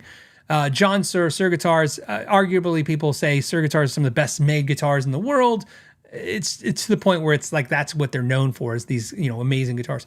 I said, here's the argument I would make. If I took John Suhr and I took him to a Chinese factory and I locked him in it and said, you can't come out until you have an amazing guitar in your hands, I would expect he's going to come out with an amazing guitar. I don't expect him to come and say it's impossible to do it with the tools in here, right? So it's as simple as it's like any trade. It's the skill set and the tools. Well, the tools are fundamentally easy and available, and they're everywhere. And so that can be done, and then it's the skill set, and the skill set can be taught, especially since at this point the guitar manufacturers, wherever they are in the world, they go all around the world teaching the other factories how to do stuff, and vice versa. If you watch the interview I did with Jack Higginbotham, the COO of Paul Smith Guitars, he said that the Indonesian factory, which is Cortec, taught them as much. So in other words, he said Cortec taught PRS as much about guitar building as PRS taught Cortec. So that's what he said. Alex Gale says, hey Phil, hi chat. Could you actually recommend storing guitars on stands or in hard cases is always better? Thanks. Well, the advantages of a case. So let me give I don't necessarily keep my guitars in cases. I put them on the wall and in racks. Most of my guitars are in the rack. These are for the display, your pleasure. This is for you. As I said, if the day this YouTube channel dies, which is, eventually something happens, right? However this ends one day, when it ends, I guarantee you, if it's not because I passed away, these guitars are all coming off the wall. They're only here because what a great background, right? Why not? Well, you don't need to stare at my face. There's nothing interesting here. And I don't wear anything cool. So like there's a black t-shirts and this. So this is your candy you guys get. But I store my guitars in racks pretty much like most players do. I keep looking at them because to my left is my racks. They're in these case racks. So my point is I store them like that out in the open. The advantages of keeping the case are probably 2 advantages that I can think of. One advantage is if you knock them over, they're in a case, so that's good. Don't knock them over. But more importantly, if you live where I live, where it's really dusty, because I'm living in a desert, the guitars get dusty, and the dust is not good for, obviously, the electronics, the potentiometers, or, to be honest, the guitar in general. So that's the advantage. Otherwise, I have no disadvantages putting them on stands, other than if you don't use the proper stands and you have a nitrocellulose lacquer finishes, you can get lacquer burns. So that's it. That's how, like I said, but I don't specifically keep my guitar's case for any reason. Apex Prime 8. Probably saying it wrong, but I mean phonetically, that's what I see. I like Phil's nickel on the Helix State. Oh, okay, we already talked about that. Good. Let's see if I can do some rapid questions at the end. Let's see.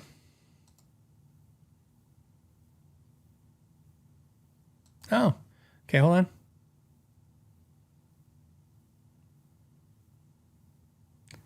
I don't know. Some of these I don't even know the answer to. I'm like, oh, rapid fire these, and I didn't know the answers to any of them. Like one of them, so the only one I was close was somebody was asking me about a fan fret guitar. Who makes the best? I don't know who makes the best fan fret guitar. I played a bunch of fan fret guitars, but I don't necessarily remember any one of them being super better than the others. I can tell you when it comes to fan fret guitars, 10 years ago when I would work on fan fret guitars, they were a disaster because a lot of times, they were still working out. I mean, meaning most of the builders, still working out how to seat the frets correctly and do stuff. I mean, it was just a new way of doing stuff. But now it seems like there is, on the average, you pull them out of the box and they're as good as any other frets. But so, that's actually not even fan frets. The big deal was 8-string guitars. When 8-strings came out, it was hell because, you'd get guys buying 8-string guitars, and unless they bought a super expensive dialed in 8-string, you were always working on them because they could never get the frets all level because they were so long and just, it's a lot more wood. It's a lot more problems. More fret, more wood, more problems. So, yeah. Fast Freddy 33 says, Phil, the current guitar count in your house, about 10. I don't know what's behind me. That question never works. The only way to answer the question is what's in my personal collection versus what's here physically, because there's always a crap ton of stuff here physically for video content or feedback for guitar companies. There's all kinds of stuff. That's the thing. You do a lot of layers. In other words, I'm not just making content. Sometimes I'm just looking at guitars or giving feedback. Or I've acquired something for some reason because I have an idea for something. I don't know how many guitars are here, but let's just say it's not hundreds or 100 guitars, nothing, like that level. But I did a Sweetwater sponsored a video a few years back where it says my guitar collection. All of that video is not entirely accurate anymore. You could say 10% of those guitars are gone in exchange with something else. That number is probably whatever I have now. I can't imagine I know I don't have more. I could have a few less. Kristen Daring says, what's the best Father's Day you ever got? Father's Day gift you ever got? I got I think the best one, I don't have it. I don't know. What are the odds that I have it in the phone right now?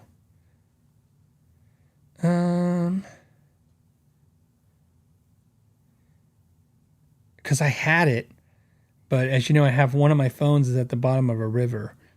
So not all of my photos are on the phone like they're supposed to be. It's not on here. So I don't have it. And it was on the phone. So not to keep you in suspense, I'll talk while I'm scanning for it if that helps, but I doubt I'll find it. My daughter made me this poster, and it was hilarious. So my daughter likes to be funny. Both my kids are funny, different ways. My son's more dad humor, and my daughter's more Richard Pryor humor. A little on the edge. She's a little edgy. She got me a shirt. I'm going to curse, so plug your ears, kids, because I have no way to explain it other than cursing. My daughter got me a shirt this Father's Day that says, me and my daughter talk shit about you. That's the shirt she got me. She's just wired that way. But she made me a poster one year, and it was it had candy bars on it. And she wrote like a whole paragraph to me and used the candy bars. And the candy bars were all like, I am your baby. And it was like a Baby Ruth, right? And it's like, you are my daddy. And it was a daddy candy bar. You get it? It was just funny as hell. So that one sticks out as a gift. I'm not going to find it. This is going to be another hour. Sorry. Otherwise it would be in. Somebody says gravy. Yeah, I like gravy for Father's Day. So, but those are some ones that stick out, as gifts, so to speak. I'm very lucky. Both my kids, they usually work in a team sometimes to get me stuff for holidays and Father's Day and stuff. They think things, they kind of plan it out. Like there's a reason for it. Like they'll get me, like Army of Darkness, merch or something. It's always like something that's thought about. Yeah, like I don't know. Yeah, it's funny. Some of you guys are Butterfinger chunky. It's hilarious. Whatever it is, when you read it, you laugh because it was put out smart, very well. And I feel bad, but I'm not going to find it. All right, let's do one last thing because we're actually in the bonus time. Let me just see if I missed a super chat. While I'm looking for the super chat, if you hung out to the end of this show, you're maybe a fan of it. So if you are a fan of it, maybe give it a thumbs up. And subscribe if you haven't. Also, you can think about Patreon. So, tomorrow we're doing a clinic for the $10 and up tier, and we're doing the Coffee Hang with Phil for the $25 tier. Bonus podcast, I think, is next for Saturday for $5 tier. Or if you want, you can just join for free, and we share some stuff with you guys. And more importantly, we let you know the two things you guys get, which is kind of cool if you sign up for free on Patreon. You get some bonus stuff. You won't be amazed. For the price you paid, you're not going to be like, wow, this is a deal. It's free, right? But you do get notified when a video comes out. But the new feature is you get the title that doesn't have the clickbaity stuff on it. Because obviously, you're a fan of the channel. So think about this. If you hate the clickbait title videos, that pretty much are what all of us are forced to do to get anybody to click on a video anymore because we're competing with everything that's on YouTube, right? We now give the video notification to you through Patreon for free, and it has the boring title attached to it. So you go, oh, this is what the video is actually, not actually about, but there's no sensationalism to the title. So I don't know. I thought that would be a nice feature to give to everybody for free, right? I mean, there you go. For those that go, I hate these titles. Why don't you just say it's a toaster oven or whatever? I'm like, okay, well now the video is called Toaster Oven. Christian says, hey, I already did this one. That's it. That's all the questions we got. I was told I missed a super chat from last week, and I'm going to try and grab it right now. And if I do, great. And if not, I will grab it for next week. And this is, I'm pretty sure, I don't see it. So I apologize. I just want you to know, the one that sent it, the moderators have been messaging me, telling me, hey, I'm missing one from last week, and I'm still not seeing it, but that's because I'm scrolling fast looking. And like I said, if I miss one, hold on. If I miss one, I'm pretty sure this is it. From Dr. My Balls Itch with a Z. Says I got to use Epiphone Rivera, played it as is for a while, then lowered the Tunematic bridge, and I swear it resonates so much more now just imagining it. Am I just imagining it? I think that's what he's asking. No. I think about this. When the people talk about tone wood again, right? This kind of ties in. Do I believe in tone wood? Like I said, I believe everything has some kind of effect. It's just, like I said, how much percentage do you want to assign to that? to me, the strings they're paramount. Because I mean, if you take a guitar and it has no strings, it's not a guitar. It's everything but a guitar. It's just a slab of wood or two slabs of wood bolted together with screws. So the strings are very important. So obviously what the strings do is very important. So in other words, how they vibrate, they don't vibrate, but you understand how they move, whether something is impeding them, like a high fret, or how much of an angle they have, a break angle, right? How much tension is over the nut, how much tension is over the bridge. So yes, I have experienced this many times with not only customers' guitars, but my personal guitars, many times where adjusting the bridge, and it could be all of the things, raising it up, changing the angle, pushing it down, have effects on the overall feel and sound of the guitar, and usually in a positive, like resonant way, like you said, like there's more vibration being transferred. And I think that is, I don't think you're imagining it at all. Do I know that in your case it happened? I don't, but you're asking me, are you crazy? Not really. You're asking me if you've imagined it, but I'm telling you, no, it's possible. I've experienced it many times. Even with bridges like Floyd Rose or tremolo bridges, just for some reason, like adjusting the height or angle sometimes has a dramatic effect on the way that all of a sudden the guitar resonates. And it's as simple as that. I actually think that sometimes has more effect than what people give, to attribute, like, hey, if you put a brass block, you get more sustain. I'm like, well, to me, sometimes just the angle of the string or just, again, where the bridge is positioned could have as much effect on that. Yeah, absolutely.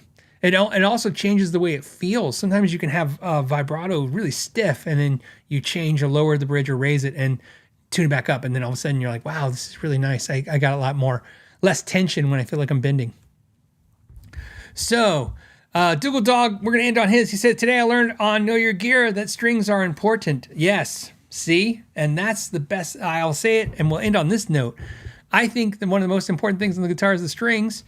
And what's great about that, it's one of the least expensive things you can buy, which is why I tell you guys, please experiment with your strings. You'll notice huge differences. Not just gauges, materials. Have some fun out there with it. I've just recently learned to love on acoustic guitars hybrid sets. I used to play 11s because I don't like the 12s, and now I'm playing a 10 to 11 hybrid. In other words, so the first three are off the 10 gauge set of acoustics, and the next three are off the 11 gauge set, and I'm loving it. Some of you guys will hate it, but I loved it. So, all right. Okay. All right, guys. As always, I want to thank you guys so much for supporting the channel. Check out the shirt if you want to get on the limited edition shirt. And you guys have an amazing weekend and play some guitar. And as always, know your gear. And if you're learning something or having a good time, don't forget you can subscribe for free and help this channel. Or for $10 a month, you can join me on Patreon for live clinics where you can ask questions every single week.